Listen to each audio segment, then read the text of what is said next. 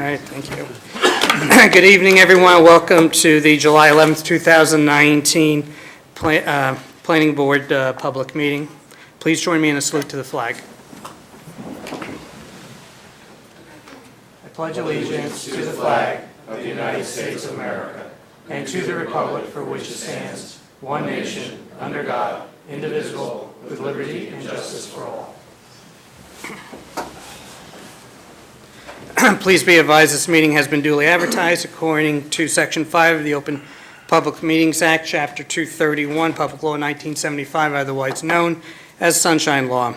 Notice of the 2019 annual meeting schedule has been provided to the officially designated newspapers, the Township Clerk, and posted on the bulletin board at the Hillsborough Township Municipal Complex.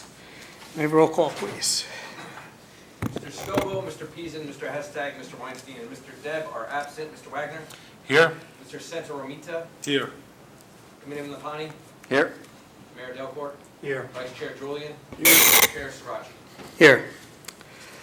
We do not have any meetings for consideration. However, we do have a resolution. Amwell Terrace LLC with file number 19-PB-01-MSPV. Is there any comments? So may I have a motion to approve this resolution? The eligible members, Mr. Chairman, are yourself, Mr. Julian, Mr. Lapani, Mr. Wagner are the eligible members. Okay, thank you. So move, Mr. Chairman. Is there a second? Second. Thank you. Roll call, please. Mr. Wagner? Yes. Committeeman Lapani?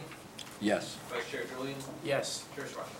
Yes, we don't have any planning board business. At this time, I will open up for any business from the floor on matters not on this evening's agenda. Okay, seeing none. Oh, do we have? Yeah. Please come up, state your name and address for the record. Maria Janusik, 720 East Freck Avenue, Manville, New Jersey.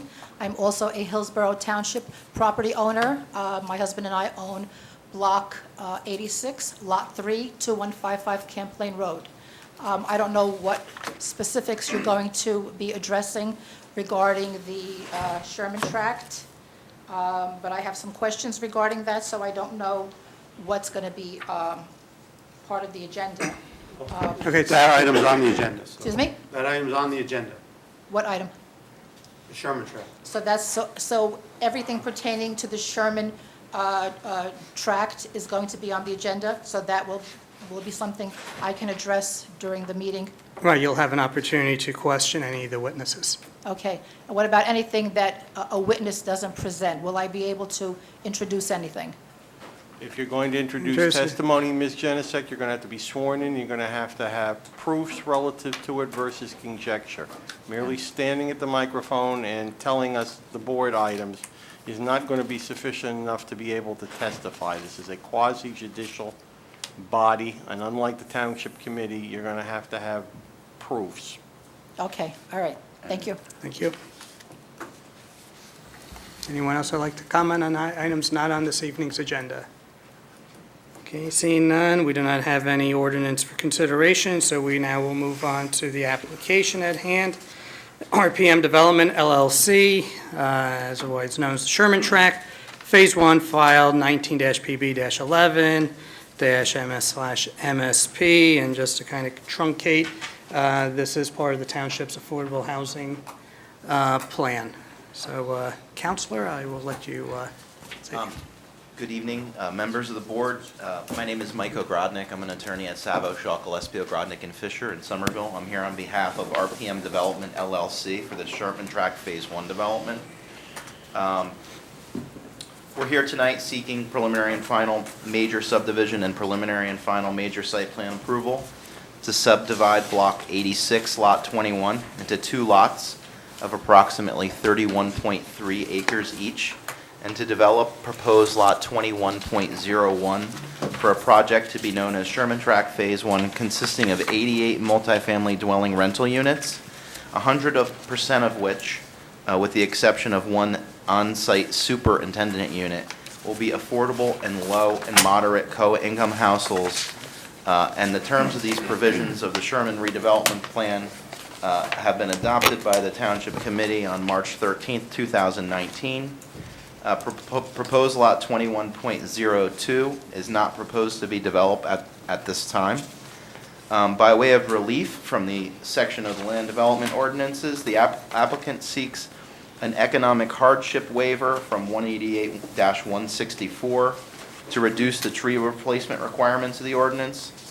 Variance relief from the tree mitigation ordinance for tree removal, where 20% is permitted and 34% is proposed. We are not going to be seeking a waiver for the height of the proposed sign. We're going to be complying with that, so we're going to remove that request for a waiver. And there's also a design waiver from section 188-57 for minimum lighting levels, since the application does not propose lighting the forested areas in the rear of the lot.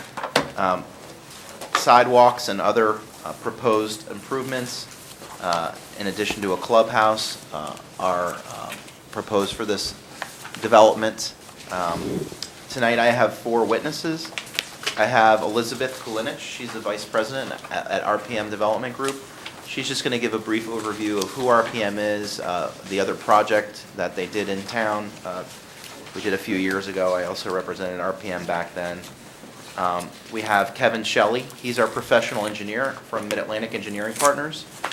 Robert Kogan, our architect from Barton Planners, and Art Bernard, our professional planner. And unless there are any legal questions, I would ask that Ms. Kulinich be sworn in and to give an overview of her company and the proposal for this project. You write testimony you give tonight is the truth, the whole truth, and nothing but the truth. Use the mic, Elizabeth. So just by way of housekeeping items, what we've done is we have all of the exhibits that we intend to introduce in triplicate. We have them electronically, we have them on boards, and I've also asked my client to give you all a packet with all of the proposed exhibits, which we've pre-marked as A1. If anybody needs one, let me know. Yeah. We got a big. So can you just give us what your background is and with this organization and describe what this project is and other projects in town? Sure. Good evening. My name is Elizabeth Kolinich, Vice President of Development with RPM Development Group. I am also a certified planner with American Planning Institute, and I have a master's in city and regional planning from the Blasting School of Planning and Public Policy, not too far from here. And I've been with RPM for about 7 years, although the company was founded in 1986. So they, over 3 decades of experience in developing affordable housing throughout the state. We have about 3,000 units of multifamily rental housing in our portfolio. And what I can tell you is that what's different about RPM is that we build, we develop, we build, we lease, and we manage all of our units in-house. So we are, we oversee the whole development process, and we are there for the long term. So our contracting team is an in-house contractor, and they are green builders. That's something that's very important to them. Sustainability is important to them. 25 of our last developments have been LEED certified, with the majority of them being LEED Platinum. And we have about 5 full-time construction managers on staff. Our in-house residential leasing team allows us to create our own tenant selection policy. And we also, since the majority of our portfolio is affordable housing, we also do in-house compliance with all the state and federal requirements for affordable housing. We have an in-house property management team and a vacancy rate of 3% portfolio-wide, which is really a testament to our property managers, our maintenance staff, and each of our developments has a live-in super and a regional property manager that oversees the project and is there on site 1 to 2 times a week.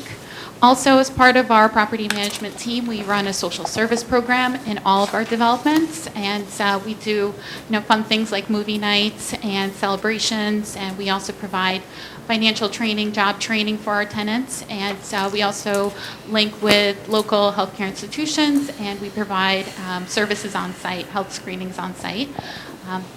So that's a little bit of background about RPM, and we do have an example of our work in town, Western Place, which is located on Amwell Avenue, opened in 2018, in January of 2018, and leased up in just under 60 days. So there really is a high demand for this type of housing here in Hillsborough and the surrounding area.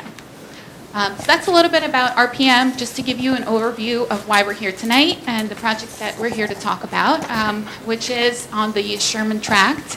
Now, this is a site that was identified by the township as a place where you can meet your affordable housing obligation. This is a state mandated obligation that each municipality has, and the township has identified this site to help meet that obligation. The town designated the site as an area in need of redevelopment and subsequently adopted a redevelopment plan for the site. And our proposal really carries out the intent of the redevelopment plan that was approved by the town.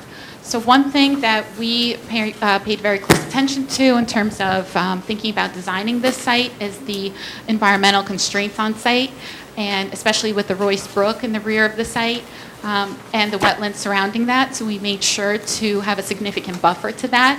Our development will be on half of the 63-acre site, so it'll be approximately, I think it's around 31 acres. And we will have a 600-foot buffer from the edge of our development to the Royce Brook. So that's something that we paid very close attention to. We're also proposing green infrastructure throughout the site in order to help with our stormwater management.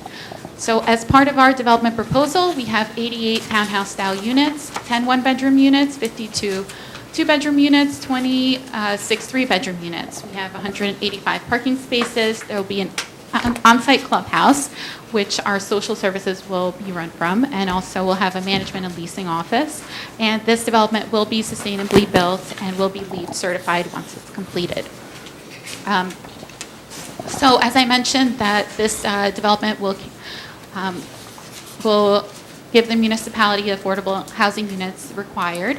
And as part of that, we're required to comply with the Uniform Housing Affordability Controls, which guide the variety of the varying levels of affordability that we're required to provide here. And affordability, this is a 100% affordable development. I just want to make that clear.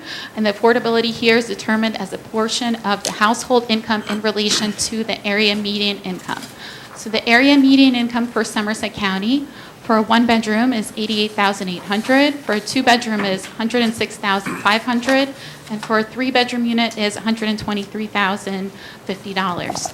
So the way that we set the rents, and the rent is determined, is we take the area median income and we multiply that by the affordability bracket, or the affordability level that we're required to provide. So if you take a one-bedroom and you're looking for 50% AMI, you would take that $88,800 times 50%. And then from that number, you would take 30%.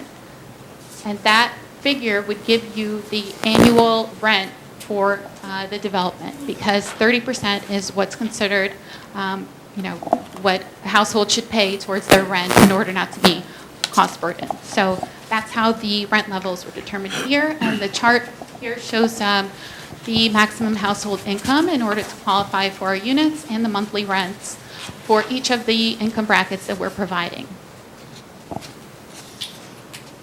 Now, if you take a look at the rents that we're proposing, this really is workforce housing. That's something that I wanted to stress here.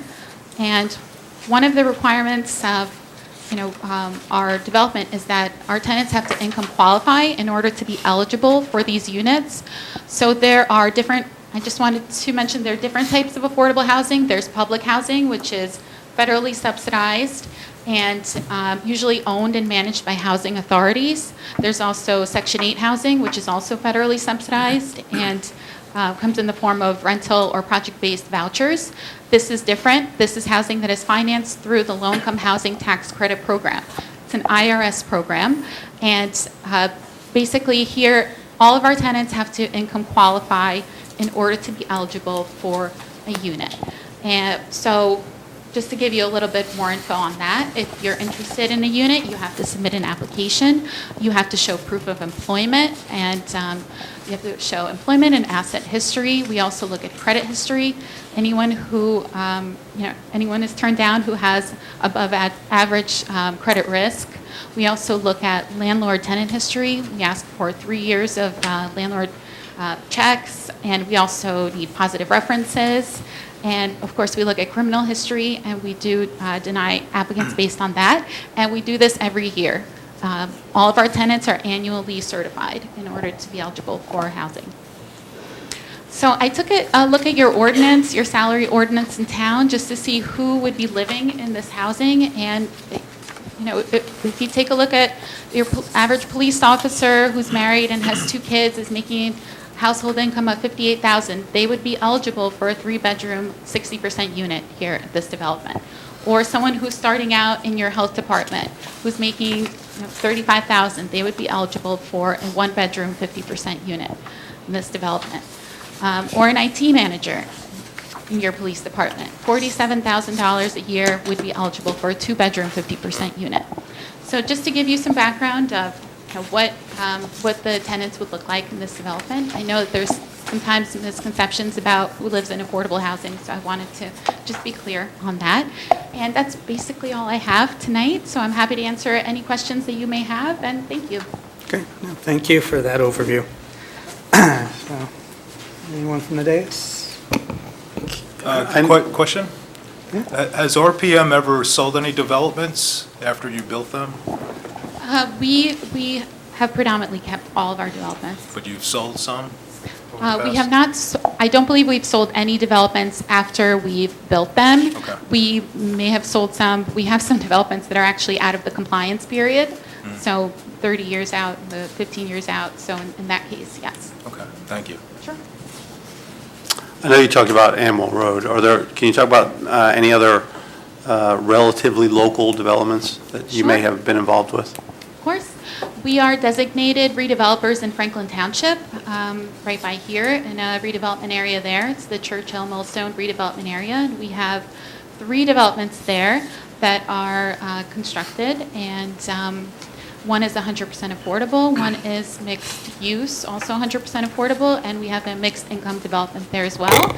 And we are just under construction for another mixed income development, our 4th phase there, of 151 units. Thanks. Sure.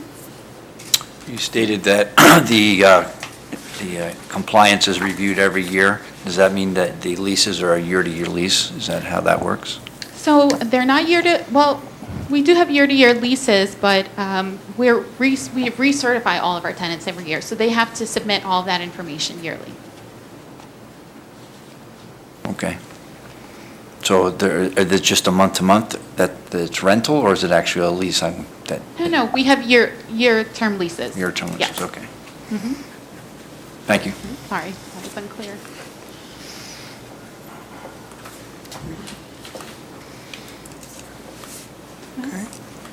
Up to public. Should I open to public? Okay. Can I have a motion to open to public? So moved. Second. All in favor? Aye. Aye.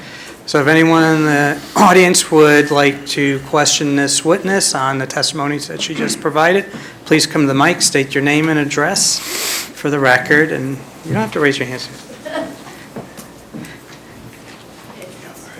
You got a customer appreciation card. We could probably say it for you, Susan Rutherford Hunt Club.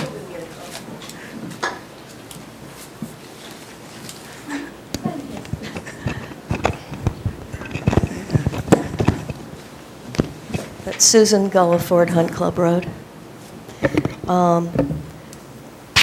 Okay, the annual lease certification, the recertification you do. What happens if there's an increase in income that would make a tenant no longer eligible for an affordable unit?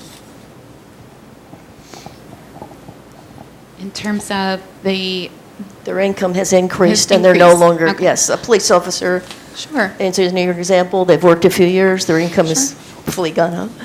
So the intent of the program is to provide opportunity for people to be able to,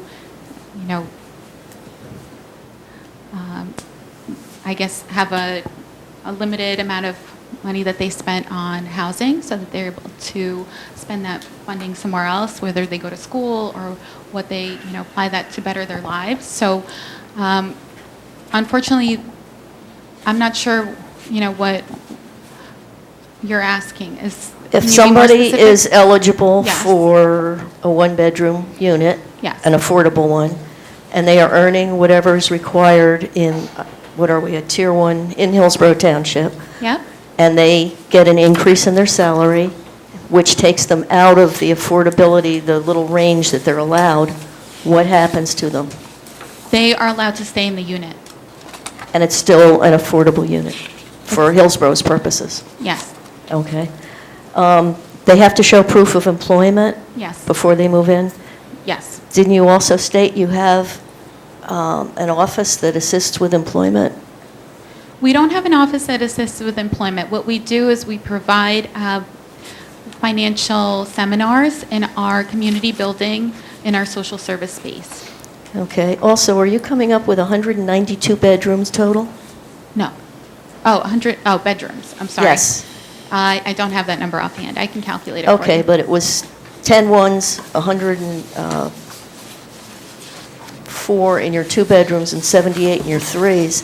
All your information in your file showed 176, including your, Only We talking- have 10 one-bedrooms, 52 two-bedrooms, and 26 three-bedroom units. okay, thank you. Sure. You're only in for phase 1, Susan. Okay.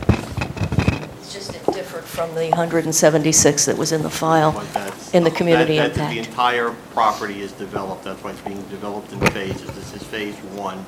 Phase 2 potentially call for another 88 affordable housing units. Okay, so the figures that were in the community impact statement were for the entire, okay. It's for units, not bedrooms.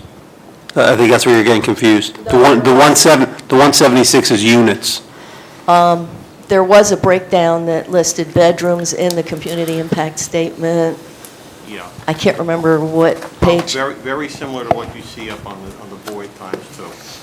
It only caught my attention because they had 176 units, bedrooms, and 176 people moving into Hillsborough, and it threw me.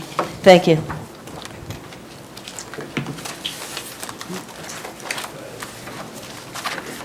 Here we go.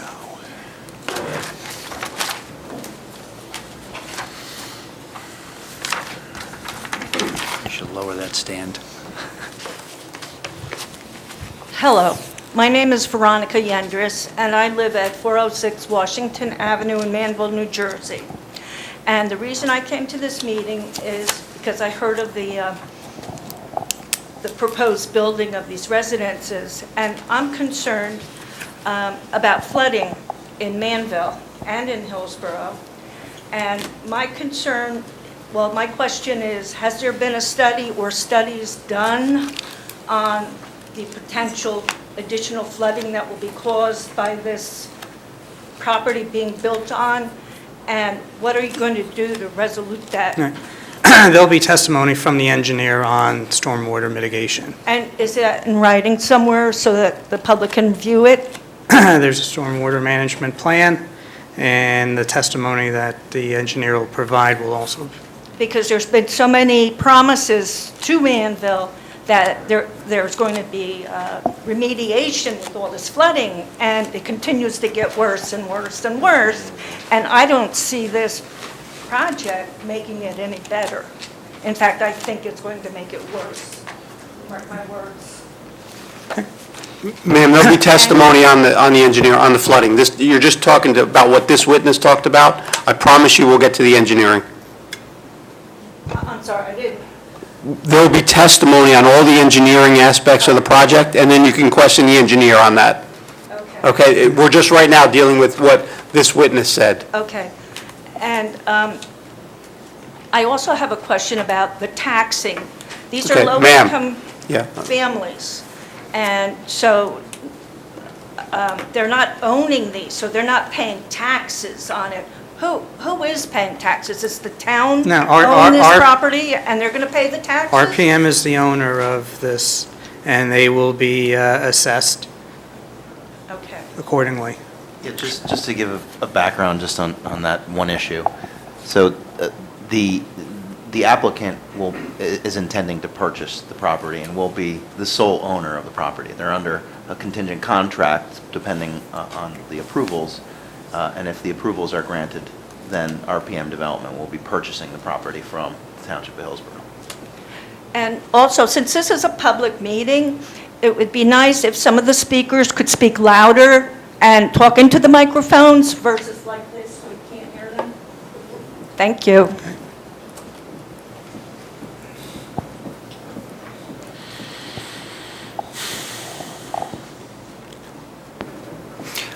Just say there's more, welcome to move up to the front of the room. There's plenty of seats, so don't be shy if you can't hear. This would be a good time to move up closer to where the speakers are if you're concerned about hearing. This isn't church, you can come to the front.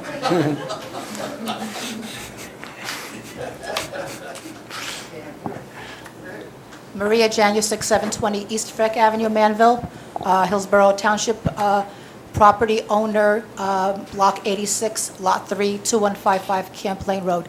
I don't have a hearing problem, and it's difficult to hear. Attorney Bernstein was making some statements and wasn't speaking into the microphone. I couldn't hear him, and it was difficult to hear speaking over here also. I'm not familiar with all of the board members. Nathan Santa Romita. Santa Romita had asked the question if... Ms. Janusik, speak into the microphone so that people can hear you in the back. And Thank don't you, move your Wendell. head side to side. And please questions for this witness only and her testimony. Okay. So the question that had been asked of this witness is, does RPM Development sell any of their properties? And so now someone mentioned that they're going to be buying this property. Are they buying the land right now, or they're going to build and then buy the buildings and the property, or what? Because that's not part of this application, and frankly, I don't know what's going on right now. Because it says RPM Development, LLC, Sherman Tract, and it's Block 86, Lot 21, Concord Avenue. Now, there have been other meetings regarding this property back when it was being designated as an area in need of rehabilitation. Ms. And this Janusik, property... do you have a question? You're going to do what you do with the Township Committee, which is talk. If you have a question for the witness, please ask her. Yes, and I am a property owner within 200 feet. I'm even closer than 200 feet. You're more than- And you're talking to me like I don't have a right to be here. You have And a I do right- have a you right have to a be right to here. be here. You have a I have right a right also- to be here, and this is a preface to my questions. It's showing on this application, Block 86, Lot 21, as the Sherman Tract. There are two properties that were purchased by Hillsborough Township, Block 86, Lot 21, and Block 90, Lot 6.01, which was a merging of quite a few lots. Why isn't that shown on this application? And it's showing here that Block 86, Lot 21 is Concord Avenue, and that is not correct. It's Estelle Street. So I'm questioning why this is inaccurate. That's my question. What are you referring to? Excuse me? What are you referring to? Right here on the agenda. It says application, Okay. and it says RPM Development LLC, Block 86, Lot 21, Sure. So Concord that Avenue. Block 86, Lot 21 is the subject of this application. The other, I understand. right, the other site, lot, was it Block 90, lot, is not part of this application. Well, how is it being separated? That's part of what's called the We- Sherman redevelopment Sure, plan. we've submitted an application for a subdivision. This evening, you will hear testimony from our professionals explaining the subdivision that we're proposing for this development. I understand, but the Sherman Tract is those two Right. properties. It was Maybe I can already, clarify. I'm going to clarify. It was stated at the beginning, this is Phase 1. The rest of it will be on another application. So this is Phase 1, so it's correct. Next question, please. No, my question is, why is this being called, why is the address being shown as Concord Avenue? Is there a physical... Excuse me. Is there a physical Let Concord me ask the Avenue? planning, let's ask the First of all, planner. the rehabilitation area consists of two parcels, Parcel A and Parcel B. Parcel A is the one you're referring to, which is at the corner. That is not, It's what? it's at the corner, the other lot that you mentioned. That is Which not one- part which of this one- which one is application. that? I'll give you the block and lot in a second.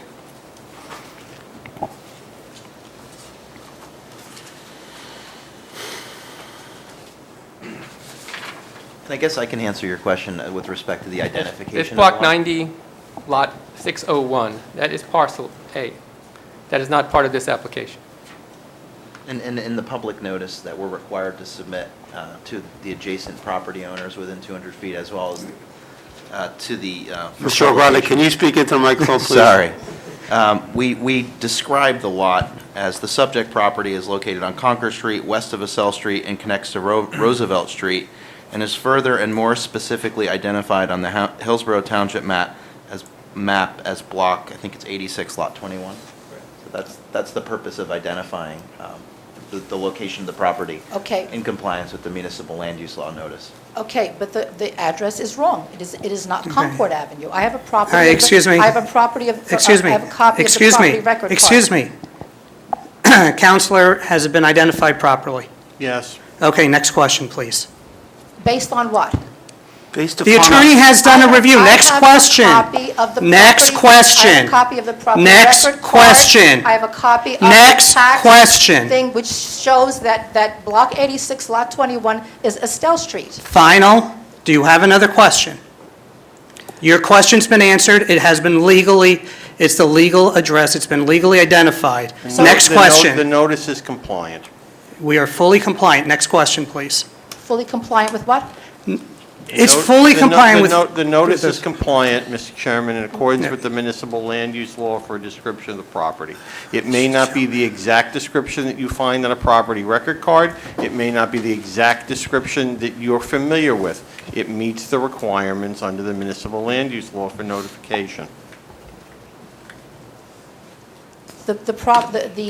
First, I'd like to say regarding the notice that was given to property owners, I received mail that was certified mail, return receipt requested. However, the letter inside was generic, stating legal notice, had no date, and it did not identify me as a property owner It within doesn't have 200 to. feet. It doesn't have to. Does not have to. And it wasn't signed by anyone. It's not And it required. was a generic, okay. It's not- Ms. so it's Janusik, this is required. not your time to talk. You have questions for the witness. We have a lot of people and a lot of testimony to get to. I am a Please ask your property owner, question. and I'm I saying understand you're a property I owner. was not That has notified nothing to do with properly. this That has nothing to do testimony. with the testimony. Regarding the testimony, so how many, there are 88 townhouse units, okay. What were you saying regarding, because it was difficult to hear back there, regarding the apartments and how many bedrooms and who qualifies? Could you please repeat that again, because I couldn't hear it back there. Sure, I can pull up this chart for you. So this shows the Somerset County area median incomes and the income brackets that we're required to provide. And here are the rent levels based on the income brackets. So now, what A you're saying... one-bedroom unit that's affordable at 20% of the area median income will have a monthly rent of $350. Is that subsidized? At It is $350? not subsidized. Our tenants apply in order to be eligible for this housing, and they have to show us proof of their income. So work history, asset history, that's what they submit. This is not subsidized housing. This is workforce housing. These are people who have jobs, and they want safe and, nice housing units that aren't readily available. Okay, so you're saying, what is 20%, meaning 20% of what, of the population?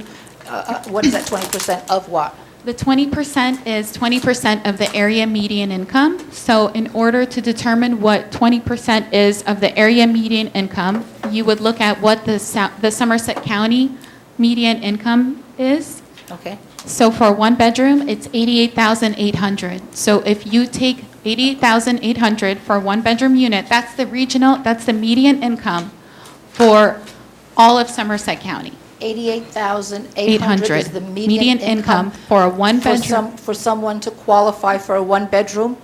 No, that's the median income for Somerset County. Okay. Is for a one-bedroom unit is $88,800. All right, I'm not understanding that. One-bedroom median income, $88,800 means what? $88,800 is the income someone is making? $88,800 is the income that is the average income across Somerset County. Okay. That is considered the median income for a one-bedroom unit. The median income across Somerset County. Okay, so. For a one-bedroom So unit. for someone So in to order. qualify for a one-bedroom, they have to be making no more than 88,800. So what you would do in order to qualify, let's say for 20% of the area median income unit, you would have to take 88,800 times 20%, right? And then you would take 30% of that figure, and that's your monthly rent. Not monthly rent, that's your annual rent. So what does that come out to? Okay, so there's, right there, 17,760. That is what someone needs to make in order to qualify for a 20% area median income unit, a one-bedroom unit, and the rent would be set at $350. Okay. And there are 5 units that are available at this development at 20% of the area median income. 5 units are available? Yes, at 20%. Then there are different affordability brackets based on the area median income. This is all prescribed by the Uniform Housing Control Affordability, UHAC. That's it's state mandated in order to provide this program. Okay, so what is the total number of units? There is 75, 80. 87, we will have 1 units. unit that's dedicated to a live-in super. Okay, so this is phase 1, you're going to have 88 units, and then there's going to be a phase 2? Is there going to be another 88 units? Potentially. Potentially, but it's part of not this relevant. Subject of this It's not the application. subject of this application, okay. Who's going to be paying rent, who's going to be paying the taxes on this development? RPM. RPM is going to pay, is RPM getting a long-term tax abatement? We have submitted an application. You have? Yes. Okay, because I know that there was looks like, who is it? Concord Street Urban Renewal Associates is getting a long-term tax abatement. So who is the actual applicant here? Concord Street Urban Renewal or RPM? So Concord Street Urban Renewal Associates, LP, is an affiliated entity of RPM Development Group. That is the project entity for this development. RPM Development is the overall arching development group. So each of our developments have their own entity name, and that's what Concord Street is. So why is RPM on the application if Concord is the one getting the long-term tax abatement? Well, it's RPM or its affiliate. It doesn't say that on the application. The application at the moment, Ms. Janasek, is not an issue before this Thank you. board. Thank you. I will wait.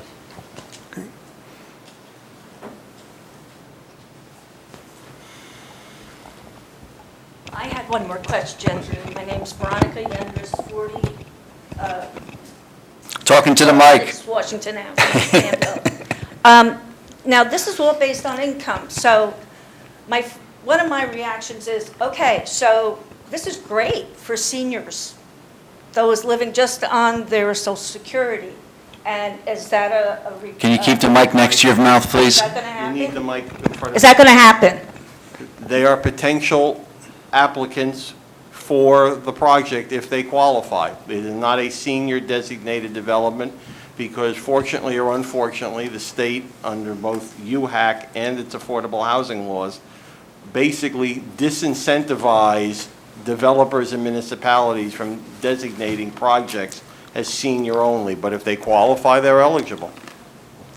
Okay, so, I mean, I don't mean this in a really derogatory way or anything, Microphone but in is this front. like going to be the projects? Put the microphone next to your Is mouth, this not on going your to shoulder. be like No. No. really low income and drugs and all No, that stuff? we've that already we've seen? established that they have to be gainfully employed, have excellent credit, go submit to criminal background checks, submit to, it's already been established. It's not a housing project, it's not subsidized housing, as Ms. Kucinich has indicated, it's not Section 8 housing under the Housing and Urban Development of the federal government.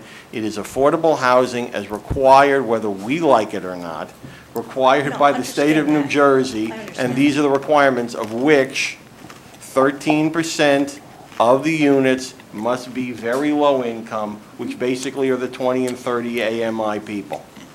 Okay, just asking. Okay.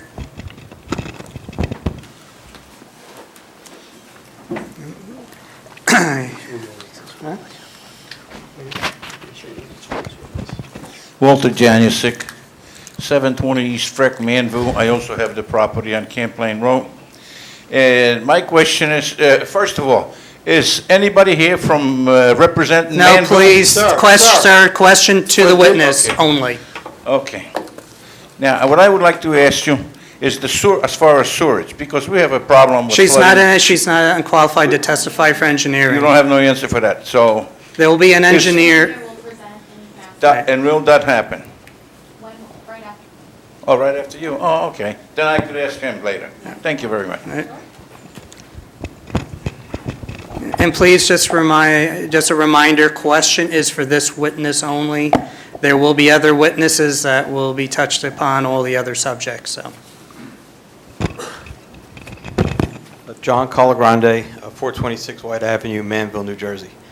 When it comes to the eligibility criteria, who monitors that? Is RPM on their own to monitor it, or do they have to submit to the township to monitor it to make sure everything's on the up and up? How does that work? Sure, so we have to submit to the state, the New Jersey Housing and Mortgage Finance Agency. So Hillsborough Township has no say or no oversight in this at all? You do go to Trenton? Well, Hillsborough Township has oversight in the sense that we will be providing a portion of their affordable housing obligation, so. Right, but if you decide that you're not going to do your paperwork properly and you don't do a full criminal history check, Hillsborough has no idea.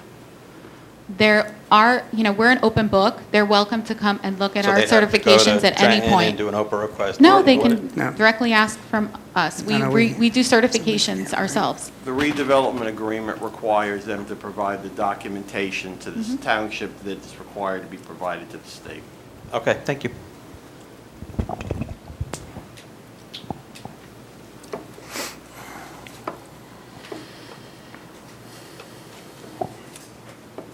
Eva Janusik, 720 East Freck Avenue, Manville. If this development is going to have people that are working, why do you need a social service office there? It's not a social service office. There's social service programs that we provide. We do movie nights for the kids. We have a computer lab in our community room, so we provide homework help. It's part of the program. It's also something that the state requires as part of this type of housing. So just to have entertainment for the kids that live there? It's not just entertainment for the kids, although it's nice because a lot of other developments of this size do have events, and it's very comparable to that.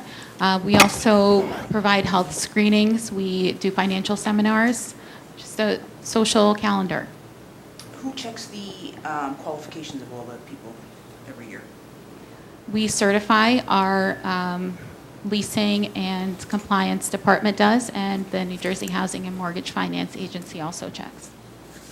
If there are no houses or even Ms. a Janusek, road- can you speak if into the there are no mic? houses or even a road on this property, then how does it get to be an area in need of redevelopment? That is not a question for me. Nor for talked this, about that nor before, for this though. board, it's already been designated and approved, All right. That would have been a question for the Township Committee. and that's passed and gone as well. And so you can't answer that question? The answer is she doesn't have to answer it because it has nothing to do with this board. The property has been designated an area in need of rehabilitation/redevelopment by the governing body, proved, timeframes done, it's now in existence. We're dealing with the property in that condition. Thank you. So, just so we're all clear, and I'll answer, there are legal requirements and statutes that indicate what qualifies for areas in need of redevelopment, areas in need of rehabilitation. As a planning board and township committee, we have gone through those measures, and that matter has already been approved and adjudicated. So, I'm not sure how you want me to answer, but there are legal requirements that have been met.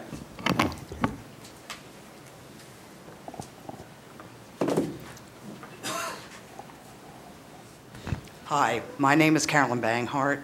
I'm a Hillsborough homeowner, and Address, please. Address, ma'am. Sorry? Your address for the record, Oh, it's please. 2102 Roosevelt Avenue. My front yard is Estelle Street. Do all of your properties, are they run like basically the same way?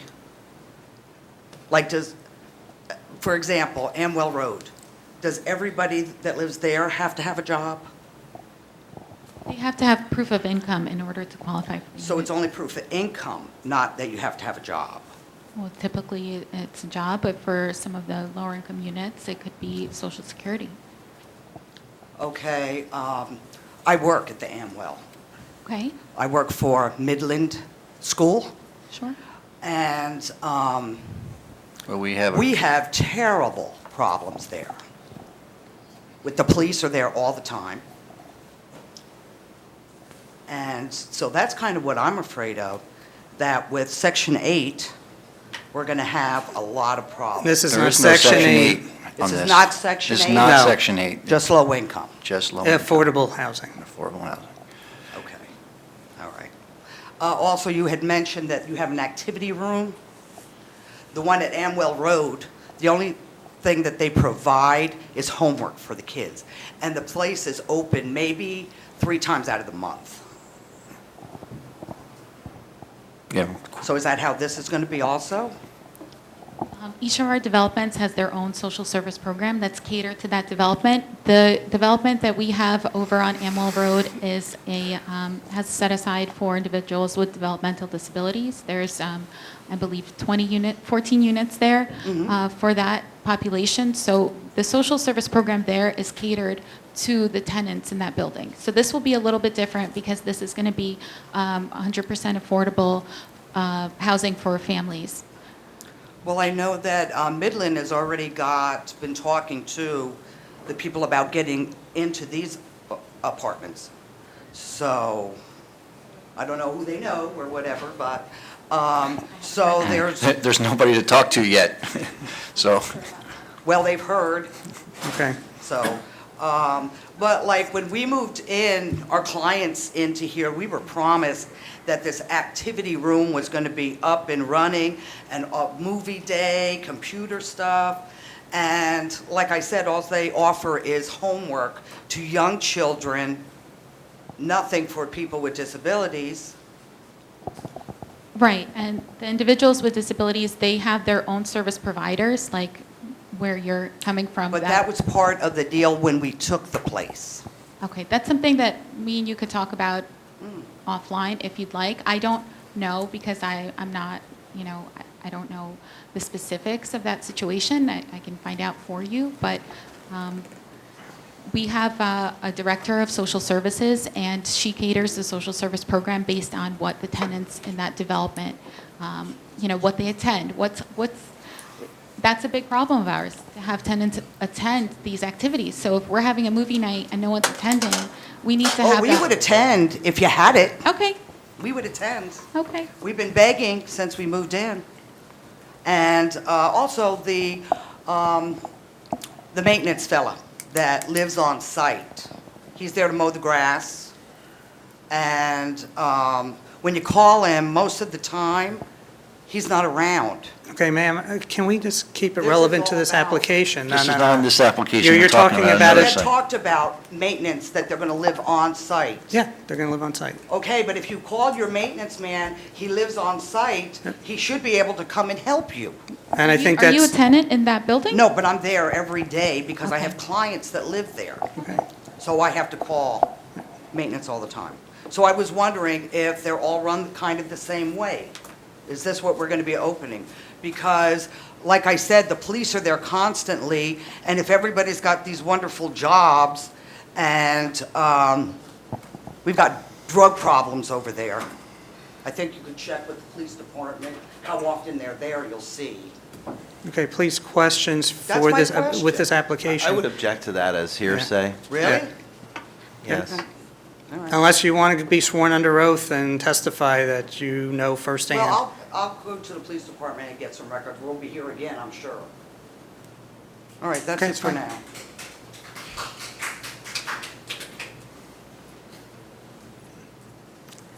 Any other questions for this witness?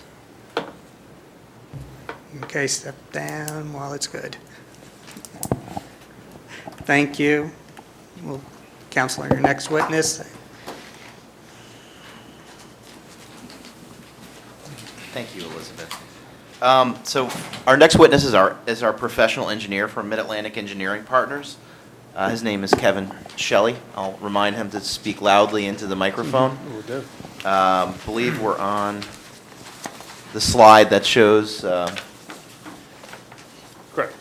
site rendering in your packet. Can you just We need to swear. Yes.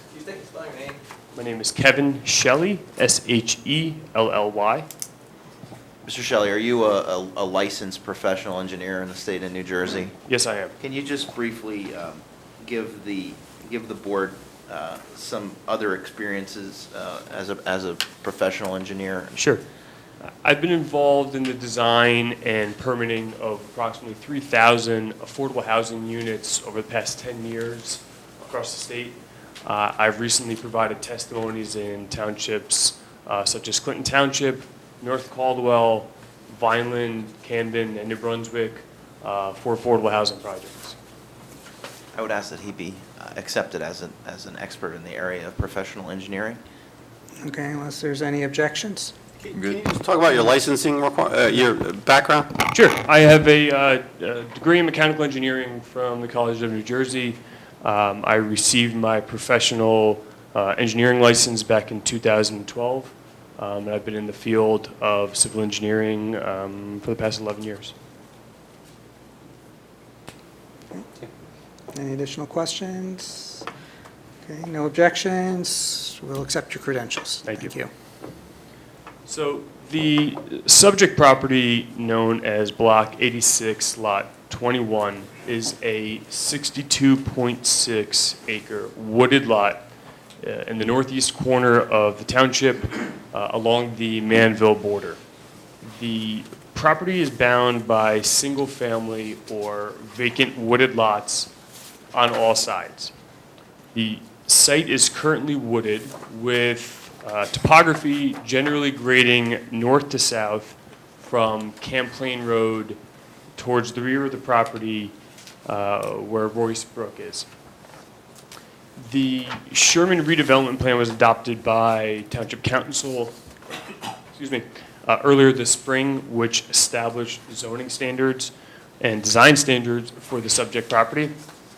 And the applicant is here proposing to subdivide the parcel into two 31.3 acre parcels.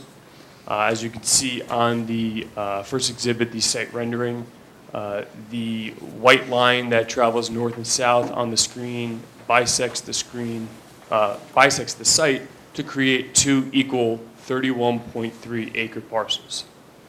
The subject lot 21.01, proposes 88 multifamily housing units within 13 buildings, and the adjacent new lot 21.02, which is also 31.3 acres, would be set aside for a future phase on the site. Primary access to the property comes via Concord Street, which is a 40-foot wide, unimproved paper street, which connects the property out to Camplain Road. Secondary access to the site is created via Estelle Street, which is also a 40-foot wide, unimproved right-of-way, which connects the property to Roosevelt Avenue. I'm going to switch to a second rendering, which is a zoomed in of the proposed improvements. The applicant is proposing the construction of 88 multifamily housing units within 13 residential buildings and a 1,600 square foot clubhouse. As of already has been testified, 87 of these units will be 100% affordable housing units with one on-site superintendent unit, totaling 88 units. There is a landscape island located at the top of the screen from where Concord Street enters the property, which creates a separated boulevard with one-way traffic in each direction at the main entrance to the property. Two proposed points of access via Concord Street and Estelle Street allow for the free flow of traffic within the development to the neighboring road systems. Access drives throughout the development with sidewalks and crosswalks create a walkable community in compliance with the redevelopment plan. Multiple bike rack locations are located around both residential buildings and the clubhouse, and they're provided for the residents to use. School bus pickup would be expected, or school buses would be expected to enter from Champlain Road through Concord Street with a localized pickup in front of the clubhouse for these residents. The Board of Education has been notified that an application has been made, and we will coordinate any bus schedule, bus pickup with the Board of Education as necessary. A total of 185 proposed parking spaces are located throughout the development, which meet the RSIS parking requirements. Now, these include 6 handicap-accessible parking spaces, which are in compliance with the ADA standards for this amount of parking spaces. Majority of these spaces are located behind the buildings, with some on-street parallel spaces in front of the buildings along the main access drives. Per the redevelopment plan, multifamily residential is a permitted use, and the proposed improvements comply with all the general design or bulk standards of the redevelopment plan, which include maintaining a minimum of 50-foot wooded buffer around the perimeter of the site, except where clearing is needed for the construction of Concord Street and Estelle Street. This dense wooded buffer serves as both a visual and noise buffer to the surrounding properties. As you can see on the screen, the light green hatching is our proposed area of disturbance, and the adjoining area is all existing wooded vegetation that will remain, with a minimum of 50 feet provided to each adjacent property. In most cases, we significantly exceed 50 feet, but at an absolute minimum, there's 50 feet separation between any proposed clearing on this site and the property line. 4 masonry landscaped trash enclosures are scattered throughout the development, and trash and recycling collection will be contracted with the private hauler. Water service to the development will be provided via a proposed looped water main that will connect to the existing mains in Champlain Road and Roosevelt Avenue through the site. Sanitary sewer service will be provided by an on-site collection system and an approximate 400 and linear foot off-site sewer main extension down Roosevelt Avenue. Service availability letters have been obtained for both water and sewer, indicating that service and capacity are both available for the project. All on-site utilities will be located underground, meaning there are no above-ground utility poles of any sort on the property. A single sand bottom infiltration basin is located in the rear of the site and has been designed to meet all applicable stormwater requirements, including water quality, water quantity, and groundwater recharge. Additionally, we've designed 4 bioretention swales around the site, which collect runoff from smaller storm events and pre-treat them before they enter the infiltration basin. These bioswales are densely planted with trees, wildflowers, grasses to create an aesthetically pleasing space while providing non-structural collection system for stormwater management, creating a greener site. There's not a sea of asphalt and catch basins and pipes everywhere.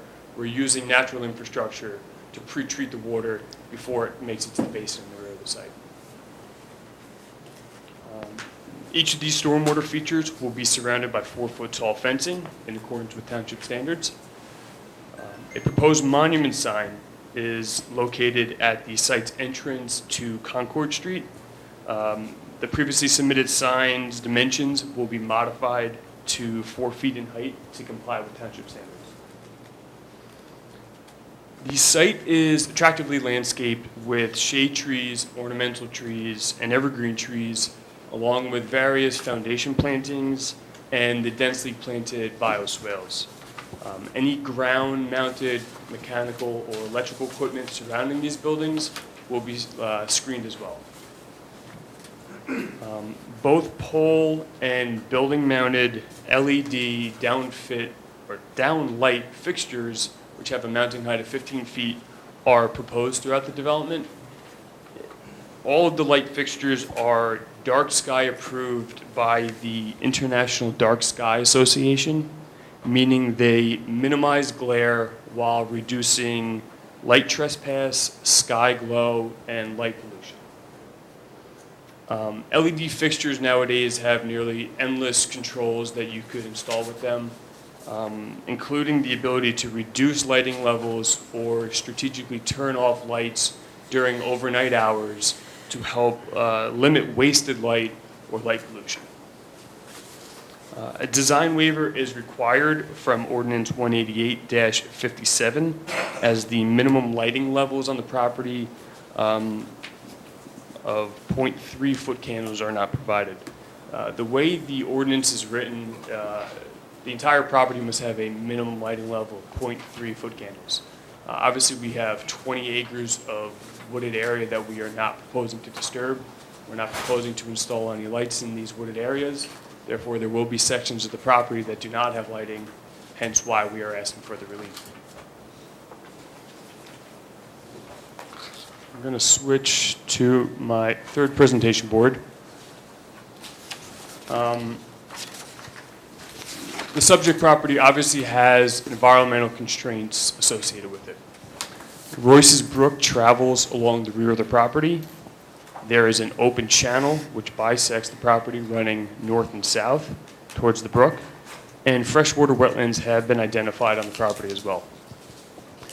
Royce's Brook is prone to flooding. I'm sure as the neighbors in Manville will testify to, the brook floods, as identified on FEMA's flood map. This section of the brook, which travels through the property, has a flood elevation of 42. The various flood lines from FEMA flood map are shown on this plan in light blue. These lines indicate the 100-year floodplain elevation, meaning during your 100-year flood elevation, the water from Royce's Brook will head north on this screen and head towards the furthest light blue line on this plan. In 2006, a prior DNR Canal Commission approval required a conservation easement in the rear of the property adjacent to Royce's Brook. This conservation easement is shown and labeled on this plan in green. Several locations of wetlands have been identified along the brook and within the wooded area of the property. The delineated wetlands as they were located are shown on this plan in yellow. An application has been submitted to the NJDEP for a freshwater wetlands letter of interpretation and is currently in technical review by the department. With the wetlands, there are various buffers associated with them. We expect the channel running north and south on the property to be classified as state open water, which will not have a wetlands buffer associated with it. And we expect a 50-foot wetlands buffer to be associated with the remaining wetlands on site. This 50-foot wetlands buffer is shown on the plan in orange. It is possible that the wetlands along Royce's Brook come back with a 150-foot wetlands buffer, which would be determined by the NJDEP. So a potential 150-foot wetlands buffer has been shown on this plan in red. Although there is a 0 wetlands buffer along the state open water, a 50-foot riparian zone buffer would be required along this open channel, which is shown on the plan running north and south in blue. So what does this all mean? The purpose of this display board is to show you there are various environmental constraints located on this property. And this proposed project has been specifically designed around these constraints. As you can see on the plan, if you take the most conservative wetlands buffers, riparian zone, conservation easement, the proposed improvements do not disturb these environmentally sensitive areas. The project only disturbs land that is necessary for buildings, parking, circulation, and stormwater. And any land not required to be disturbed to construct a proposed development would be deed restricted from future development. Since the site is currently wooded, some tree clearing is obviously required in order to construct the project. Approximately 10.5 acres of wooded area is proposed to be cleared as part of this application, which is 34% of the total 31.3 acre parcel. As such, a variance is required from Ordinance 188-163, which limits tree clearing to 20% of the site.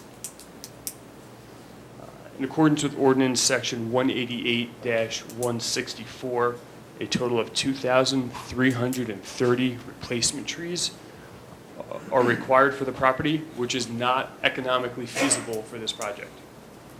As such, an economic hardship waiver is being requested, which limits the tree mitigation costs to 1.5% of the total construction cost for the project, which equates to $250,000. The applicant is proposing 153 replacement trees with an estimated value of $49,725. Subtracting this value from the overall mitigation costs, the applicant will make a cash contribution in the amount of $200,275 to the Townships Parks Department as part of the tree mitigation requirements. While providing open space is important to any development, this site was designed being mindful that it's currently wooded property and additional open space would require additional tree clearing. So it was designed to include some areas. There's a large lawn area located within an internal island across from the clubhouse that can be used as both open space or a recreation area. And there are other lawn areas around the residence and community building which are not densely planted with shrubs, which can also be used as both open and recreation space. The remaining 20.7 acres, or 66% of the property, that is not being disturbed as part of the application will be devoted to green and open space in accordance with the redevelopment plan. And again, any land not required to be disturbed to construct the proposed improvements will be deed restricted from further development. That concludes my testimony. I'd be happy to answer any questions that anybody has. I just had a point of clarification when you're talking about the tree mitigation fund. Sure. You had made reference, I believe it was like $220,000 cash to the Parks Department? Correct. Or tree mitigation fund? Correct. So, well, I believe the ordinance is written. It's the tree mitigation fund. I was hoping it was in my department. That's why I wanted to get clarification. Thank you for busting my balloon. Thank you. Apologies. Sorry, Bob. Maybe next time. Yeah, you still gotta go in front of capital planning. Can you just provide a little more detail on the design of the basin and how it will be maintained? Sure. What type of basin it will be, and some of the, how you expect to deal with the flow that comes into the basin? Sure. The stormwater requirements that are required by the state, as well as the township, you need to analyze the flows that the site currently generates, which all drain towards Versus Brook. So in order to comply with the state standards, we take the amount of runoff that's generated in its current condition and we provide on-site stormwater measures to hold back the increase in runoff that's generated by putting development in. We do this by creating a basin where runoff flows into. It has time to slow down and get slowly let out of the basin so that the water leaving this site during small, medium, and large storm events is less than the water that's making it into the brook right now. Those are state, township, county requirements. A sand bottom infiltration basin is proposed in the back of the property. Water from the site will drain into this basin. It will infiltrate through this sand layer, which, before infiltrating down into the groundwater below. We've also introduced the bioretention swales, which provide additional green measures beyond what is required from the regulations. Part of the redevelopment plan requests and promotes green infrastructure. So this was our part. This was these bioswales were designed to provide additional green measures beyond what is normally required in a site. Does that answer your question? How will it be sort of an open basin, landscaped inside? So the basin bottom is sand, the side slopes would be grassed. There's a 4-foot tall fence around the basin with landscaping surrounding it, which will help screen it from the community. Obviously, the neighbors behind, there's hundreds of feet of woods between this basin and any of the adjacent properties. But it is an open basin bottom, which will have a sand bottom. There is a required operations and maintenance manual, both by the township and the state, that provides a maintenance schedule for the developer to maintain this basin to ensure that it functions the way it was designed and the way it's initially constructed for the duration of the project. Thank you. You're welcome. Could we go over just a couple items from that EC letter? Sure. Because I know we met, I think it was last week? Was it last week or 2 weeks? Like a week and a half, maybe? A week and a half ago, okay. So I just want to, for the record, I just want to be clear about a couple of items that Absolutely. that were discussed and brought up and just drafted on the report. So on the back page there, the two items that I wanted to talk about were the bioswales in terms of the soil sampling, the perk tests. Is that something that you would agree to in terms of providing that information? Absolutely. Okay. Yeah, additional stormwater testing. As the design of the site progressed, we found that the areas where these bioswales are located presented a good opportunity for us to implement these. Unfortunately, the soil testing that we had done was only in the area of the sand bottom infiltration basin, but we would fully agree to do additional testing in these bioswale locations to prove that they're designed in accordance with all applicable standards. Okay. And then item number 6, which talks about providing Phase 1 ESA for review and an opportunity for Environmental Commission to review it. Would you agree to that also? Yes, the applicant has a environmental consultant preparing a ESA Phase 1 right now. It's not finalized, but copies of the Phase 1 will be provided to the town's professionals and the Environmental Commission. Okay, so just for housekeeping's sake, I don't know if the Environmental Commission is going to meet again before, I'm assuming we're going to probably go to another meeting, but so if the Environmental Commission receives the report, then it would have to be a condition of approval that they get to review it, and if they have any issues with it, they would be addressed. I guess I'm asking you, Eric, but, okay. Yeah, it would have to be a condition of the approvals. Okay, so hopefully, I mean, the Environmental Commission will get a chance to review it between now and whenever, we're ready to kind of take it up for approval. Understood. Okay, thank you. Welcome.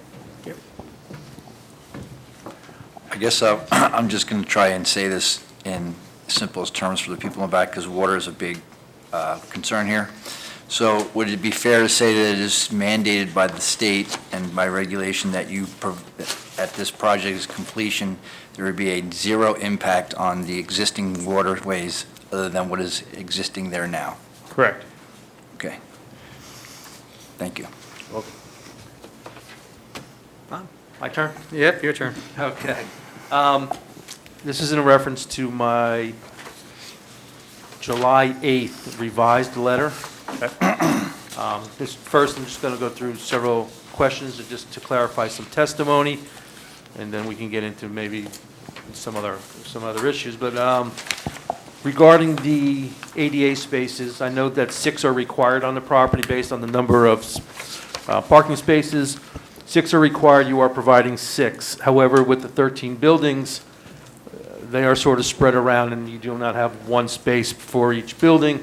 Would the applicant object to at least having one space in each of the parking fields adjacent to the buildings, just in case you do have a person in the need of that space? I know in the first 6 buildings, you only have 2 spaces, one on opposite corners. I believe there's a total of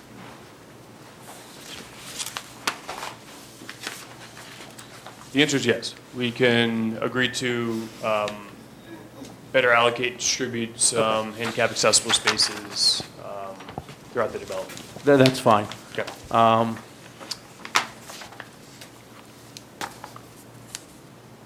With regards to your trash enclosures, I know there are 4 of them on the property.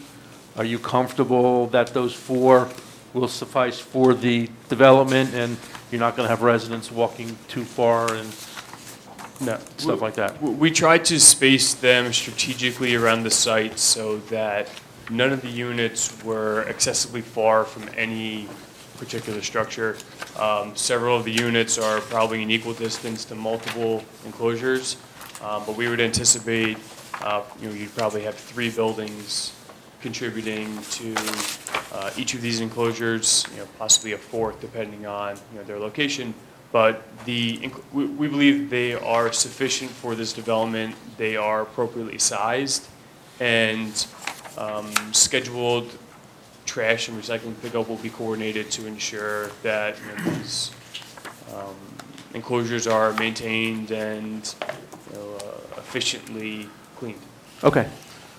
Thank you. Regarding going to section C on page 4, which is our traffic and circulation, I understand that there was a traffic report submitted, I believe it was by Gary Dean.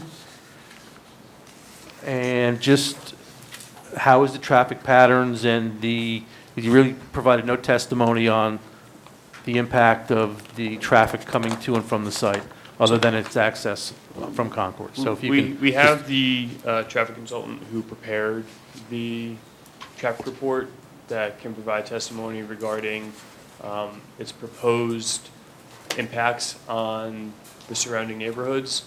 I believe as summarized in the report and in your letter, the project has minimal impact on the surrounding community, but I will let the traffic engineer testify further regarding.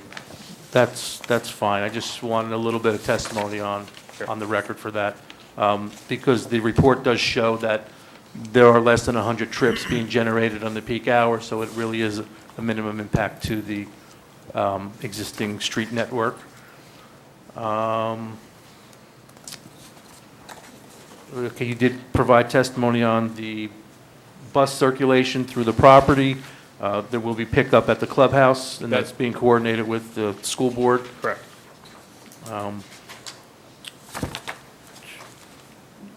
Clarified, all utilities are going to be underground. That's water, sewer, electric, and gas.